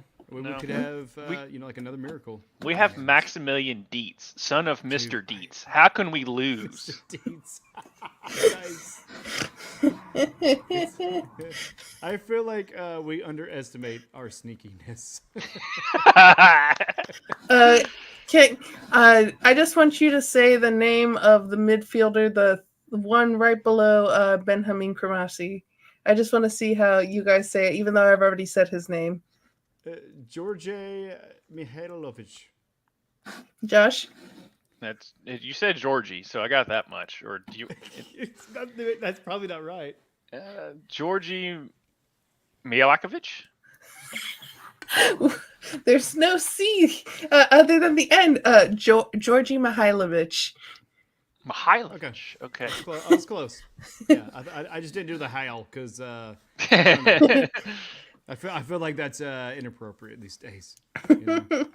It has been for about 80 years. Yeah. Yeah. No, that's a good game. We should do that more often. How do you say this name? How do you say his name? They made a whole SNL sketch with Chance the Rapper out of that one. Oh man, nice. Okay. Well, does Chance the Rapper play soccer? Because we're gonna stick to it, guys. We're talking about Olympic soccer. We're gonna go ahead and just move on over into the Copa America quarterfinals. We're also unfortunately gonna talk about the Casey Curran Orlando Pride game, which is bullshit. But no, Copa America quarterfinals. So what do you have on that? All right, so we got Argentina beating Ecuador in penalties. This was a fun game to watch as someone who isn't invested in either team. Ecuador came out swinging and were knocking on the door in the first 20 minutes of the game, but couldn't get the ball into the back of the net. And then we have Lisandro Martinez scores for Argentina in the 35th minute, which Tishka's supposed to share that, and he's gone. We'll go through it. We'll get through it. We'll get through it. Despite being down a goal, we're live, folks. Ecuador played really well and had a good game plan for this match. They kept Argentina from really being able to do anything. Ecuador get a penalty called for them, and Ener Valencia misses by hitting the post in the 62nd minute. And later in the game, Ecuador get a free kick outside the box, and the kick hits one of Argentina players in the nuts. Tvshka really should be here so that way we could see this video. We're just gonna run them all together, man. Just Ecuador tie the game in stoppage time with a goal from Kevin Rodriguez in the 90+1 minute, and Ecuador almost scored again in stoppage time to win the game, but unfortunately for them, they did not, and the game went to penalties. Messi goes first in the penalty kicks and tries to be cheeky and do a Panenka, and he misses. But the Argentina goalkeeper, Emi Martinez, saves him by making 2 saves. He also has a little dance after making his 2nd save. And after the game, he consoled the Ecuador goalkeeper, which that was really sweet. Even though they lost, Ecuador should be proud of the way they played and had me rooting for them by the end of the match, both because they were playing with so much heart, but also if Argentina would have been knocked out, Inter Miami would have gotten Messi back, and that's good for Inter Miami. I also think that if there was extra time, instead of going straight to penalties, Ecuador would have won this. They had more gas in the tank when they were playing, but in Copa, after COVID, they were like, we're not going to play the extra time. We're going to go straight to penalties. And they kept that rule, and that was really in Argentina's favor. So, Tvshka, roll all the clips. Hey, you know what? Settle down, okay? They needed more gas in the tank. I had too much. Okay? I had too much. We're going to jump back, and we're going to go ahead and watch the first score, right? Mm-hmm. Messi in swinger, takes a flick, free header, and did that go across the line? It sure looks like it did. The officials are conferring right now as Lisandro Martinez celebrates. The referee is going to go to the assistant referee. Messi. Nice. So Messi with the setup. Mm-hmm. Next. It doesn't happen fast. You got to give it time. No. Yeah. But Ener Valencia, whatever state he was in, he's just too nonchalant the way he places his body shape. He's straight on for the ball. No. Now he's trying to disguise it, which he did because he got Martinez going away. Yeah. But he's trying to almost look it, and he takes his eye off it just enough that it comes off the heel, hits the post, and out. That's rough. The armchair soccer quarterbacks were all over that one. Yeah, I could have done so much better. Yeah, I could have done. Pull me out there. I could have done that. I could have made it. So, I want to know how you guys feel after this shot. Yeah. All in his headset, and it made the decision. Goodness, he was going to be clean through, just not. I mean, right. Right goodness, well, now I know why Romero is down. My goodness, that one. Yeah. Hit some. All in his headset, and it made the decision. Goodness, he was going to be clean through, just not. Goodness, well, now I know why. Great shot. Romero is down. As far as the camera, not the shot to the testicles. But sacrifice future kids it's for hard the to sake tell of the exactly team. like what that impact looked like. You know what I mean? Mm-hmm. Right, Josh? Yes. There's some like where if it just nicks, sometimes that's worse. That's worse. Because that's the one that like creeps up on you like some really bad hot sauce. Yeah. It's like, oh, it's fine. Oh God. Yeah. So with that, it's kind of hard to tell because maybe the legs took some of the brunt of it. Still hurts. But soccer players are known for overacting. So. Yeah, well, you're not going to get a yellow card for taking one. Yeah. Yeah. I feel like there's a joke. Comes back to the right, man down for Argentina. They're just going to play on. Cutting it inside, crossing it, takes the flick, it's in! Ecuador have scored in stoppage time! Kevin Rodriguez got ahead to it! Incredibly, the game is tied! Comes back to the right. All right, so that's That was the pretty. game. Sol, set us up for the next one. Next one is the penalty kicks, and Messi trying to be a little cheeky here and do a Panenka. Going to be controlling the outside of Dallin. Wrong one, sorry. Minda running into the box. Minda crossing it in. That was a flashing. This header was there Ecuador from missing, Jordi Caicedo, and it skipped win the off game. his head. He might have just won it. Oh, wow, what a chance to call game. Damn, that hurts. Yeah. That was game. That was game, and then they lost in penalties. Panenka's off the top of the bar into the roof of the net. Messi missed. Even the greats My miss. goodness. That's it. Panenka's tired. off the top. He's lost it. He's done. He's terrible. Yeah, he's terrible. Let's watch Emi Martinez dancing in before. Yeah, I was going to say before you share because of the okay, we'll go echo. ahead. But yeah, for those who don't remember, Emi Martinez was the one who won the Golden Glove at the World Cup, and he made the glove as his penis in Qatar, pissing off all of the Qataris because he took the trophy and just put it down below. So he's a funny guy. Maybe his dick. Saved Dude, again. such a good fucking save, man. Saved I mean, again. did he fucking palm that? That was a hell of a save. Mhm. Yeah, dude. And then he shakes his booty. Yeah. And like almost like Saved again. taking all that force. All right. Set us up for the next one. And We're he's gonna- consoling the Ecuador goalkeeper at the end, which this was a nice little touch by him. There we go.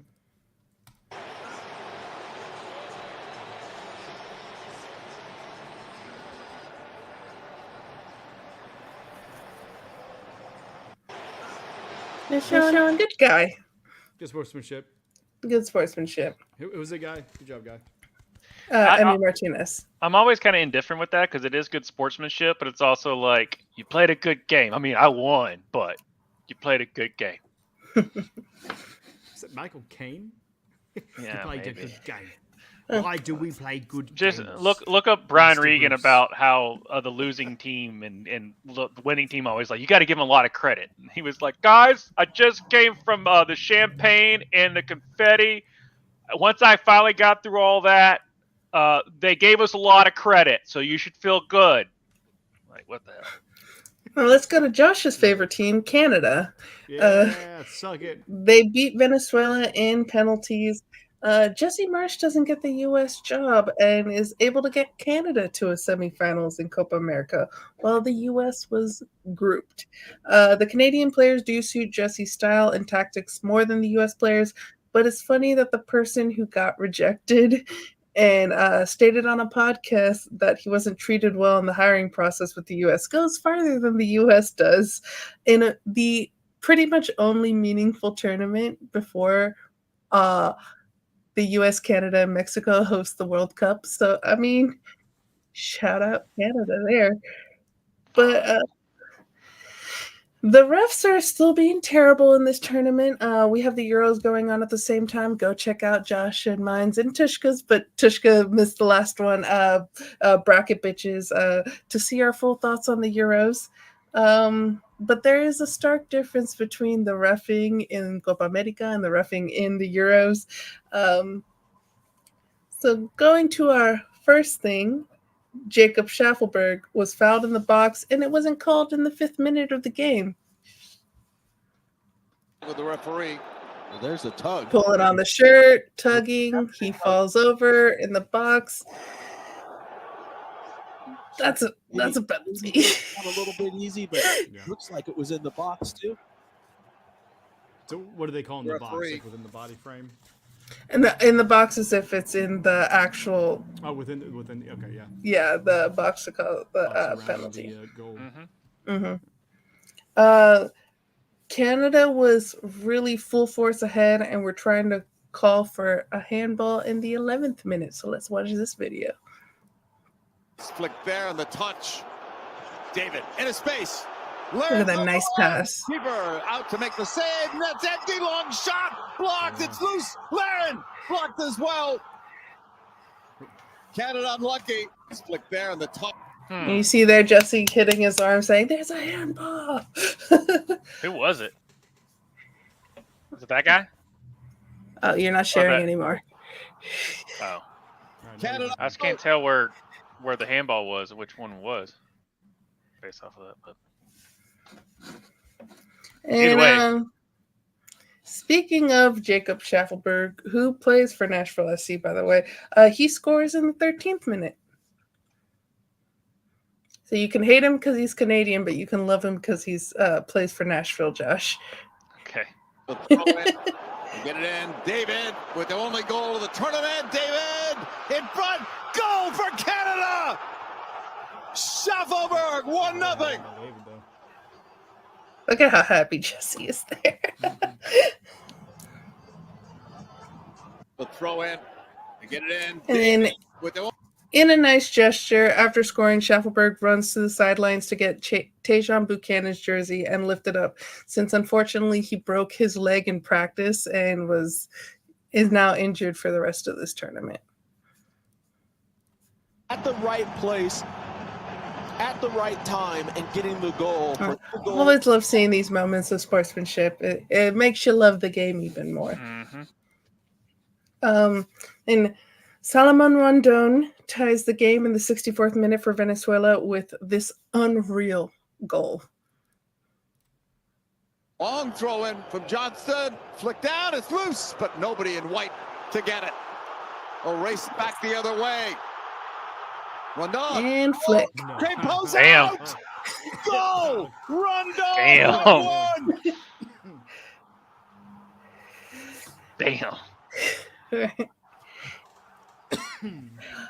Canada has some really good chances to win this game in regulation time, but unfortunately couldn't get the ball in the back of the net. But Jesse has his squad playing really well. The penalties were wild because until the sixth penalty taker, they shared when they scored and when they missed. Both Canada and Venezuela make their first, miss their second, make their third, miss their fourth, make their fifth, and then Canada wins on the sixth penalty. So let's watch this final penalty that brings Canada to the next round.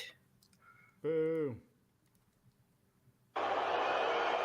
Kone steps up. Kone, goal. Oh, Canada, they're going through.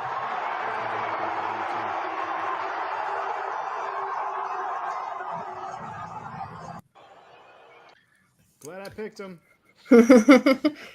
You see, Florida Panthers announcer. You see how like elegant that was, but yet so precise. Oh, Canada, they're going through. Like just so rich with ingenuity and thought, and not just oh, big apple.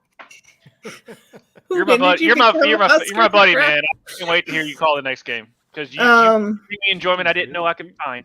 You pay homage to him at the top of the show. Now you're talking shit at the. I can't end. quit. I think he lives rent free in Josh's mind. I can't quit him. Man, but the nenext opponent is Argentina, and Jesse should look at the game tape to see how Ecuador handled them.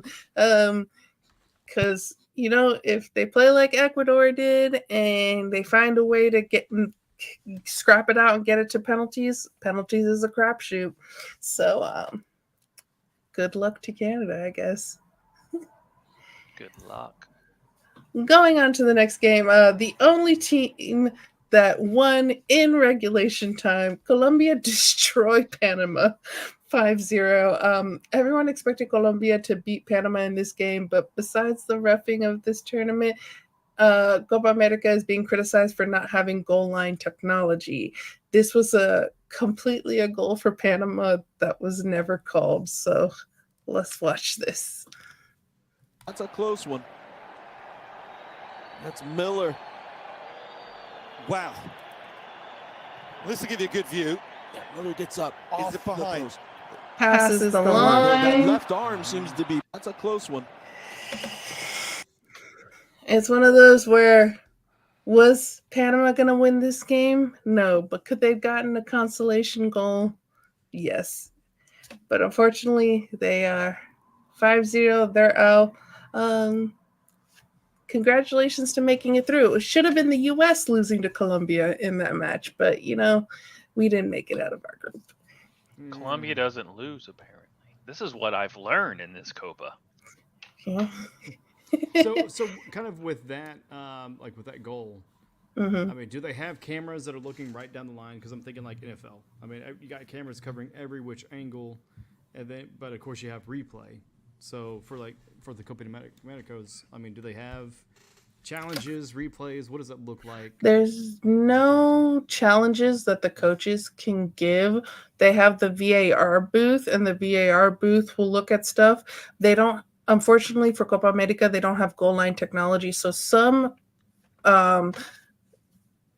tournaments they do. So that means that the technology is there where that if the ball passes, like Euros has goal line technology. So if the ball passes the line, they know because they have the cameras going down the line there that will catch when the ball passes it. They also, one thing the Euros has that I believe the Copa America does not have is that they have a sensor in the ball. So if the ball gets hit, they can tell that the ball got hit there. So that helps with goals, or if there's like a handball was called because they literally was like the sensor went off.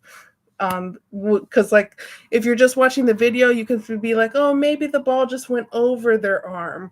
But because they have a sensor, they're like, nope, the ball hit the arm in that moment. It's a handball. So there's certain things that certain tournaments have that not all tournaments have that cost a lot of money to have them. So it depends on the federations, the tournaments, and that whatnot, whether they have that technology. It exists, but unfortunately, it's not there for this tournament. I was about to say, tennis has had this type of technology for like 30 years. Can we figure something out? Yeah. Unfortunately for Panama, they don't get a goal in the match against Colombia, but they were going to lose anyway. So, I mean, Yeah, we lost 4-1. 5. They would have lost 5-1. Yeah. 5-1. Yeah, sorry. Yeah. But, And let's go on. Tell us about Uruguay beating Brazil. yeah, Uruguay beat Brazil in penalties. This game was scrappy, and Uruguay showed up saying, "We're not going to play beautiful soccer. We're not going to let you play beautiful soccer.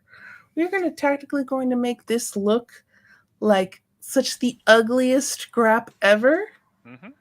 But you got to do what you got to do to win. And honestly, it was good tactics on Marcelo Bielsa and Uruguay's, like, them decided to do that. I'm like, actually, good on you. You got through. That's what you got to do. Uruguay got 26 fouls in this game, the most of any team in any single game this Copa America, and they got a red card in the 74th minute. Both teams were 0-0 going into penalties, and again, talking about going straight from the 90 minutes into penalties, that was really good for Uruguay because they were like, oh, we don't have to have an extra 30 minutes with a man down.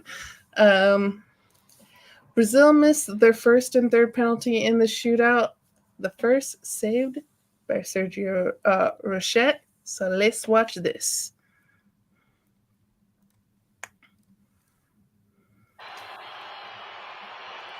Saved!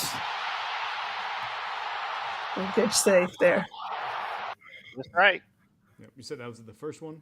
Yeah, that was the first. And then their third penalty, they hit the post. Yee, classic.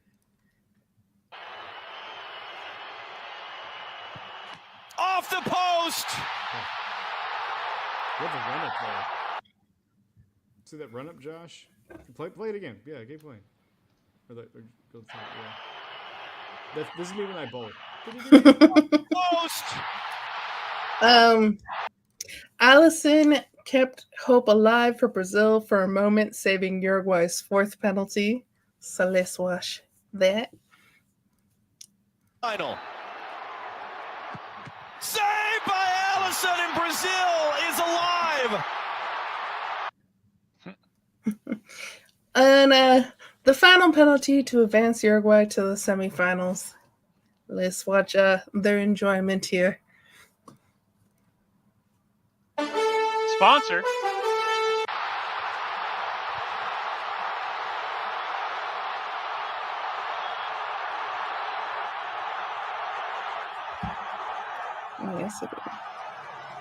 I guess it didn't actually show the kick there, but No, it didn't. But anyways, Uruguay celebrating. I guess I shared the wrong one. I do apologize. But your guys' thoughts on Copa America? We have now Argentina versus Canada and Colombia versus Uruguay. Who you guys got? I think I got wins. I think Tvshka has got Canada. That's what he's bet on before. But right now, the way I see it, until Colombia loses, I guess I'll take them, right? Like, even though I really don't think they're the best team, I think it's Uruguay. And because I think Argentina right now is just sleeping through this tournament. Now, when they play, there's like, I've heard 4 different pronunciations of Uruguay, like in the past month, going into Uruguay. Uruguay, whatever. The other one, they're not actually talking about the country. They're just telling you about your sexual preference. We're not talking about that part. Anyway, but I'm surprised that Brazil and Uruguay. I'm sorry. I'm going to pronounce it right. Say it the white way. You're fine. Just say it. It's good. So, Uruguay, I was expecting them and Brazil to basically be in the final, but them being on the same bracket and how it all shook out was crazy. But now we're getting, because you figure it'd be Brazil and Uruguay in the semifinal, and here we are in the semifinal, and it's Canada, and a bunch of other teams that one hasn't lost since like God was invented, and the other two are world powerhouses. So. You have Argentina and Uruguay. They are tied for the most Copa America wins, Argentina being the most recent winners of this tournament.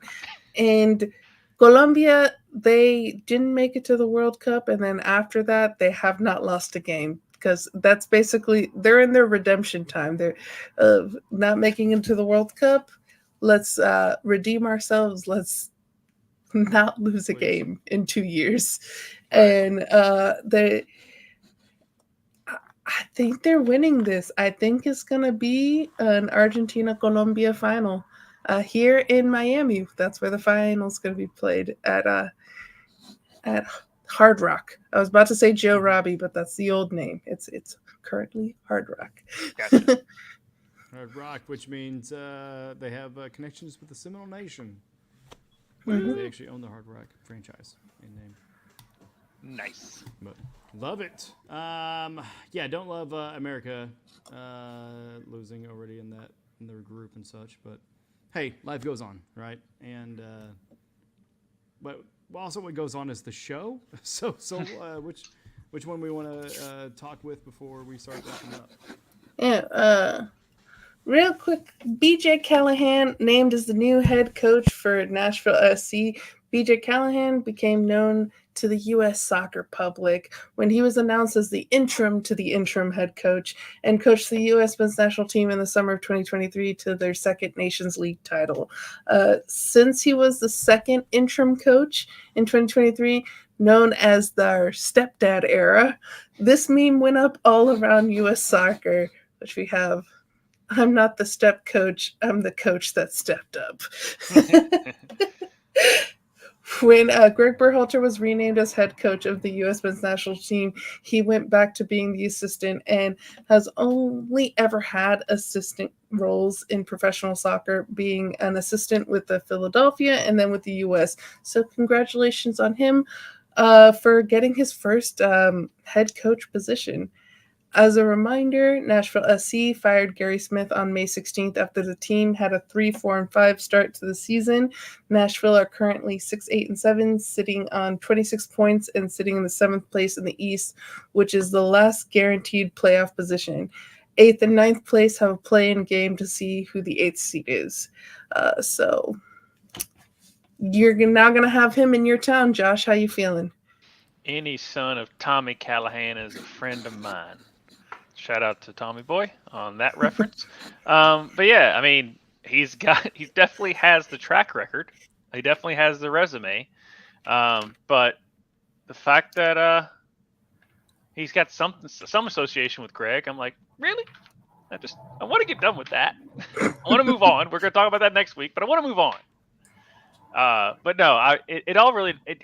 Yes, your coach definitely has it. But when you get to the pros, it's more about the GM and the coach being on the same page to get the right players to fit his system. And he has longevity to make it successful as long as he has the players to do it. Yeah. Look, I mean, you can shove your head up a bull's ass, but I'd rather take the butcher's word for it. Something like that, right? But yeah, no, I mean, get your money, dog. Hopefully they get a good contract. So, I mean, I don't know. I mean, as far as with MLS, what that really looks like. But Nashville, I mean, getting someone with credentials. Could he just, I don't know, please just take over Greg Berhalter's job? I mean, can we get somebody else? Somebody.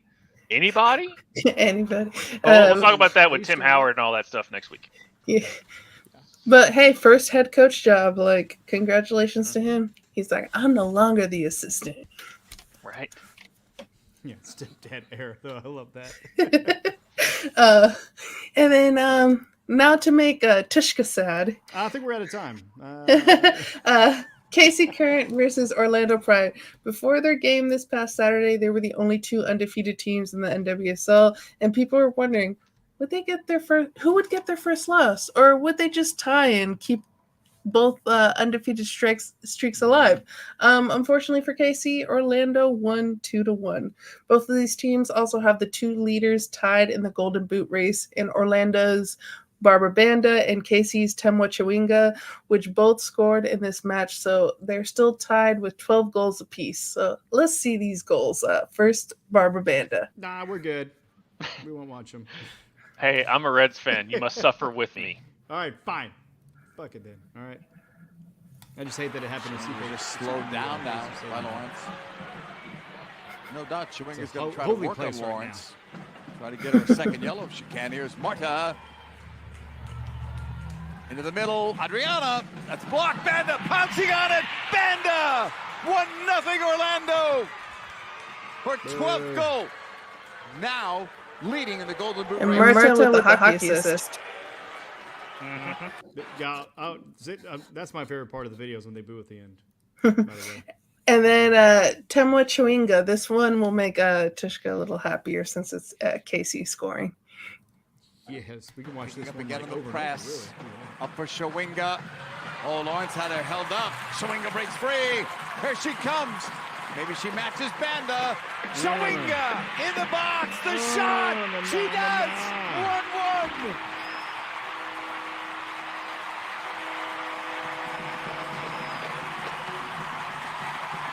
Let's do that again. An instant replay.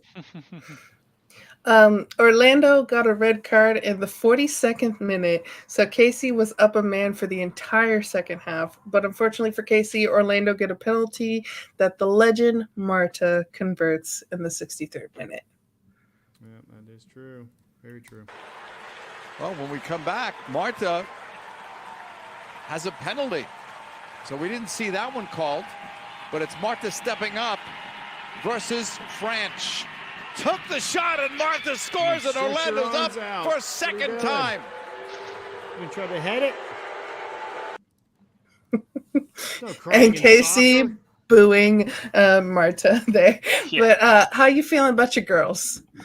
Look, the game sucked, but the rest of the season they've been phenomenal. So it's just, you're not going to be able to have a perfect season with as many games as they play. I mean, no matter how much we want to be the Miami Dolphins of the women's MLS. But it does kind of suck. But I love that the brand new stadium, first ever of its kind, as far as being a dedicated women's sports facility, for it to be there in Kansas City, and honestly, like such a beautiful location right on the riverfront. That's probably still a fun loss. A beautiful loss, I should say, being there at the CPKC Stadium. But shout out, props to where it is, Orlando. We'll fucking see you again. And your girl Temwa Chewinga tied for Golden Boot race. Dude. Oh my! And you could see it in that replay there. That was sick.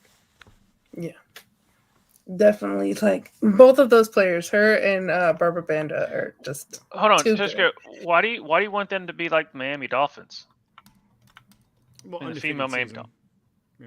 Okay, I was going to say not like the modern, but like okay, like 1972. Yeah. The reference went right over Josh's head. So if we go back to the top of the segment, both teams are undefeated, and then one of them lost. I was just making sure because they haven't won a playoff game in 2008 because that's all I have against the Miami Dolphins at this point. Yeah, right. As a Cowboy fan. From Miami to the West Coast. All right, we want to wrap it up with that one, Sol? Yeah, we're going to go down a little sour note here, unfortunately. But we had some fun this episode. Former employee for San Diego Wave speaks out about mistreatment by former U.S. Women's National Team coach and current president of San Diego Wave, Jill Ellis. We're going to first say trigger warnings for what's going to be discussed in this topic. In a statement on Twitter that we will link down below, Brittany Alvarado, former video and creative manager of San Diego Wave, stated, "On behalf of myself and my former colleagues, the treatment we endured under club president Jill Ellis has been nothing short of life-altering and devastating to our mental health. She has compromised countless lives to advance her narcissistic personal agenda, fostering an environment where abusive behaviors among her subordinates are allowed to flourish." She further goes on to say that the NWSL needs to remove Jill Ellis and states, "The league has failed to fully address and implement recommendations from the Sally Yates report and the NWSL Players Association joint investigation from 2022. Every day of inaction further validates the dangerous illusions that the NWSL has properly addressed the pervasive issues of abusive leadership." Another former employee for San Diego Wave, Jenny Twang, quote tweeted Brittany and stated that she was placed on suicide watch during her tenure with the Wave in 2022 and that she begged for help while her mental health declined rapidly but was pressured to resign instead. Bernadette O'Donnell, another former employee, tweeted about how working at San Diego Wave caused her to not want to be alive anymore, and that she opened up to her boss about her mental health and the unhealthy work environment. She was put on forced leave and terminated from her job 3 days later. For those who don't know, the Sally Yates report was an investigation done by former U.S. Deputy Attorney General Sally Yates on the sexual and mental abuse that was occurring in the NWSL, and this report led to permanent firings of several coaches, managers, trainers, and front office personnel. According to the Sally Yates report, Jill Ellis was made aware of the alarming allegations stated to have been committed by former NWSL coaches Paul Riley, Christy Hawley, and Rory Dames. U.S. Women's National Team forward Kristen Press even brought her concerns straight to the U.S. Soccer Federation, and despite numerous reports from around the league corroborating Press's claims, the Federation declined to investigate. Jill Ellis denied ever receiving these complaints, but according to both the Yates report and the joint NWSL Players Association report, she knew. Former U.S. Women's National Team players, including both Sydney Leroux and Ali Krieger, have spoken out about Jill Ellis in the past about her creating an unhealthy environment, particularly affecting players' mental health, and Sydney Leroux has stated before that the U.S. Women's National Team won in 2015 despite Jill Ellis. Sydney was not on the 2019 team, so she couldn't speak for 2019, which Jill Ellis was still the coach then. Speaking of 2015, in Megan Rapinoe's book, she spoke about the night before the World Cup and final in 2015 where Jill Ellis called Rapinoe into her hotel room and played her a slideshow of all her worst moments, then wondered out loud if she should start her. San Diego Wave did put out a statement, which we'll show here. San Diego Wave has been made aware of recent social media posts by former employees that contain inaccurate and defamatory statements about the club. Not only does the post contain a fabricated email, but the claims made therein are categorically false, including the ones directed at our president, Jill Ellis. San Diego Wave FC currently is reviewing the situation, and it intends to pursue all legal avenues available to appropriately address this matter.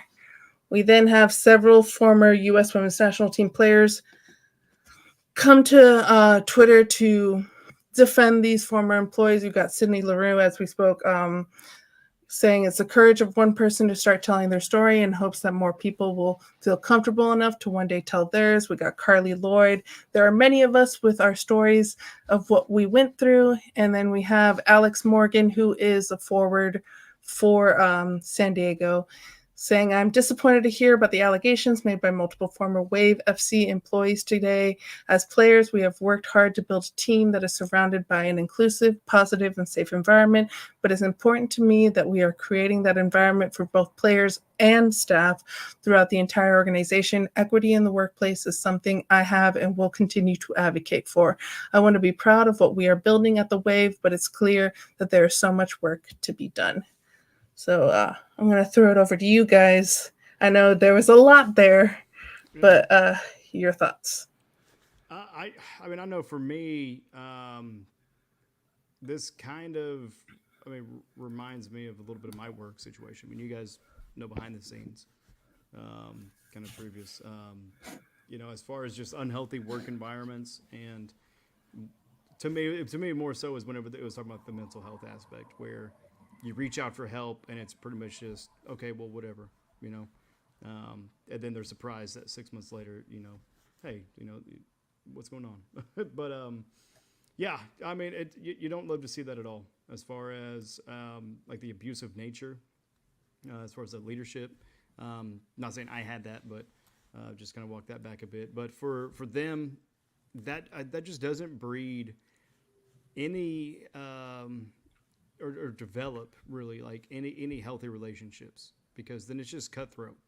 Then it's just, okay, well then how can I work you over? Or it's, okay, well I can, sustain the most yelling and abusiveness, like it's almost like military, like a militaristic kind of style of leadership. And it's just like, why?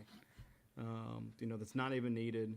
Sometimes you got to push people to go, to their limit, and kind of like a physical aspect, kind of with sports, but at the same time, I mean, you've got to have proper communication as far as understanding, where people are and and how best to communicate with them. And so for her to be reaching out and basically just kind of letting people know about it, and then really not being received at all, that's very disheartening in that. But I love what Alex Morgan said to me, because she is of clout to where, I mean, really, she couldn't not say anything, right? Because then it almost looked like complacency if she didn't, make a statement or anything of that nature. But hopefully this is a step in the right direction, even though it's coming from a bad spot.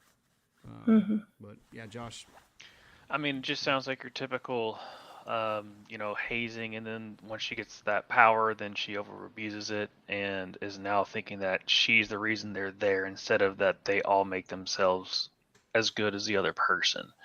And then she just kept going to an extremes. Now this is all from, I mean, when there's smoke, there's fire. But unfortunately the certain parties that can really investigate it, that can, really call it out, because unfortunately we just still haven't taken statements as far as legal stuff is involved. But I mean, the Sally Yates stuff, if you couldn't add 2 and 2 together to make 4, then it's not.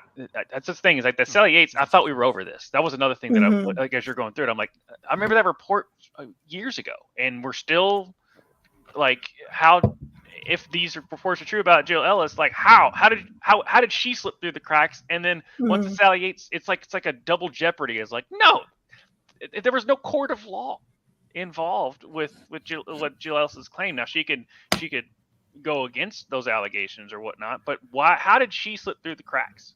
Yeah, and I think it was one of those that in the Sally Yates reports, these specific people were mentioned in the report for doing the harm or covering up the harm, whereas Jill Ellis was only mentioned of she was told about the harm and didn't. And so there's the gray area there that she was able to keep her job when a lot of other people were fired after the report came out. Yeah, she could probably get she knew it was going on, but you could use all like the fear of her job losing or something like that to play on why she didn't come and speak forward in these things. And so now you're seeing it come out on the other side is she might have been one of the ringleaders all along. Yeah.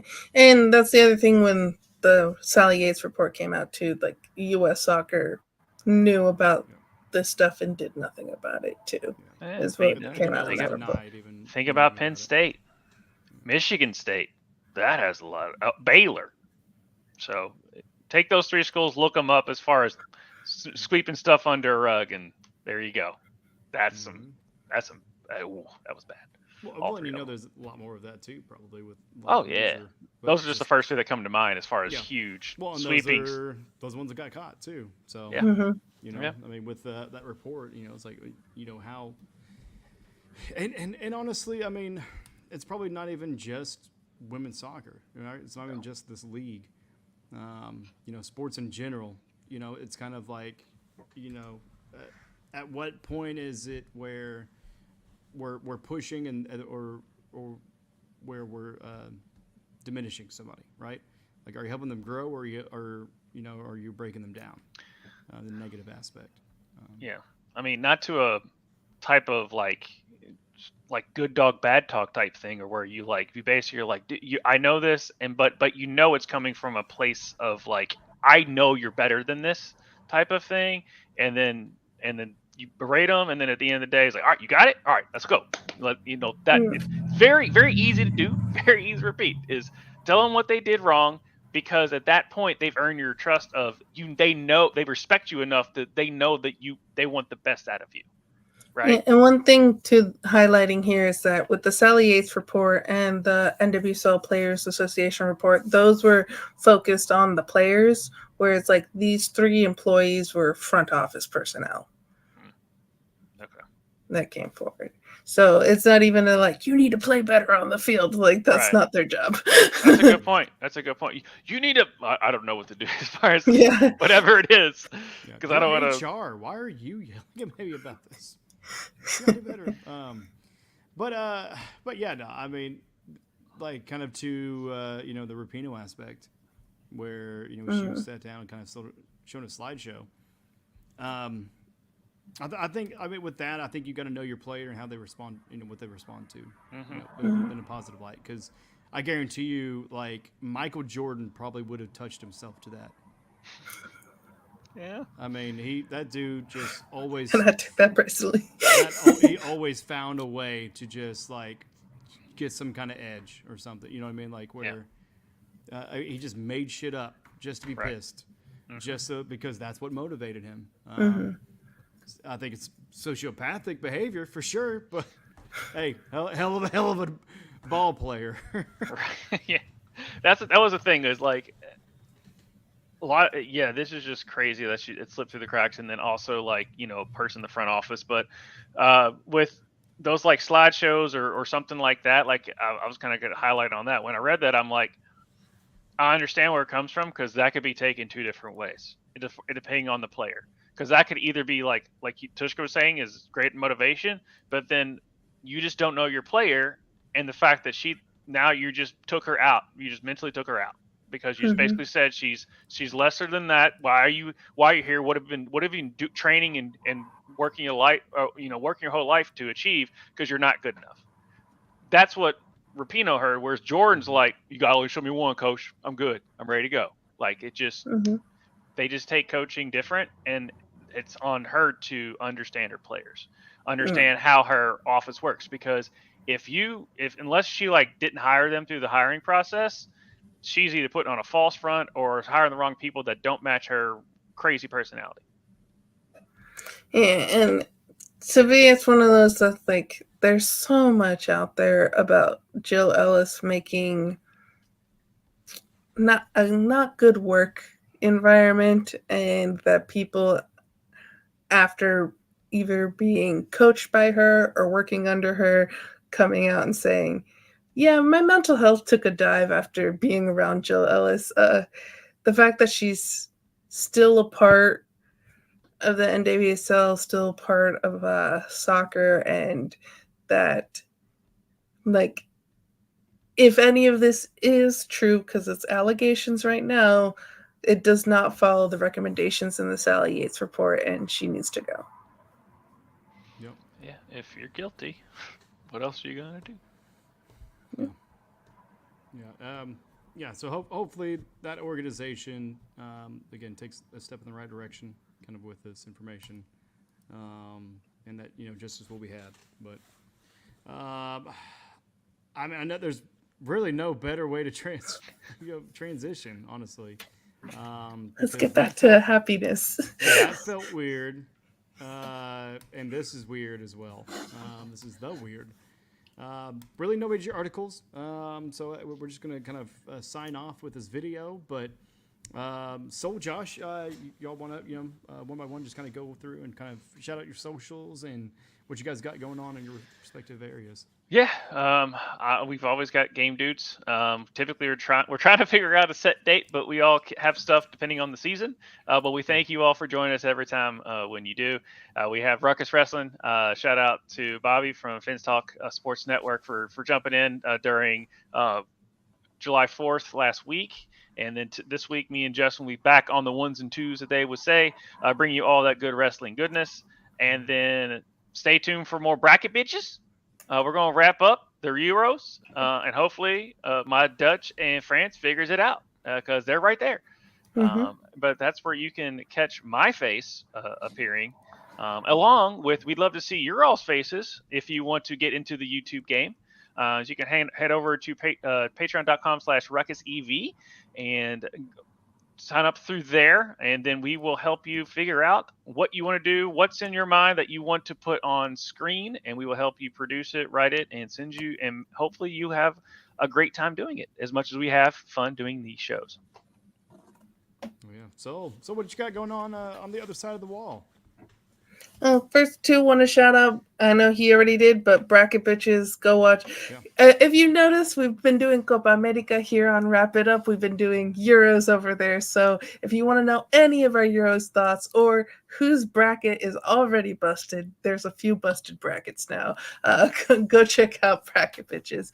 But also go check out Off the Wall. Myself, Mike, and Vander are doing some Hot D contact.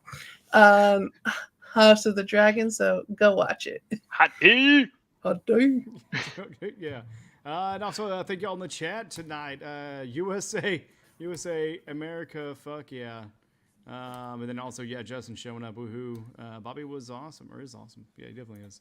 And you guys are awesome too. Jeremy Miller, thank you for jumping in the chat as well earlier. All of you, after the fact, we thank you. Definitely let us know what's going on there. And I think that's it. I mean, let's get out of here, guys. I'm thirsty. I need another drink. My mouth is getting a little bit dry. I feel like I just gotta. Damn it! I thought we were gonna get at least almost done with it. Oh, do we? Oh, my bad. We didn't get rid of that. Okay. All right. Well, here we go. Here's your moment of weirdness. It's so simple. Yeah, it's a game of inches at the same time. So those simple things, are not always so simple. It's a game of inches. Ask the Cox. Ask them. And they're taking those inches. Do you take those inches? Absolutely. When you're on the court, you have every little. I think the Cox got this tonight. The Cox go hard. They do go hard. Listen. Like, this team is tough. Listen. Like in those other games, as she was finishing in the lane, the length of the Cox is long.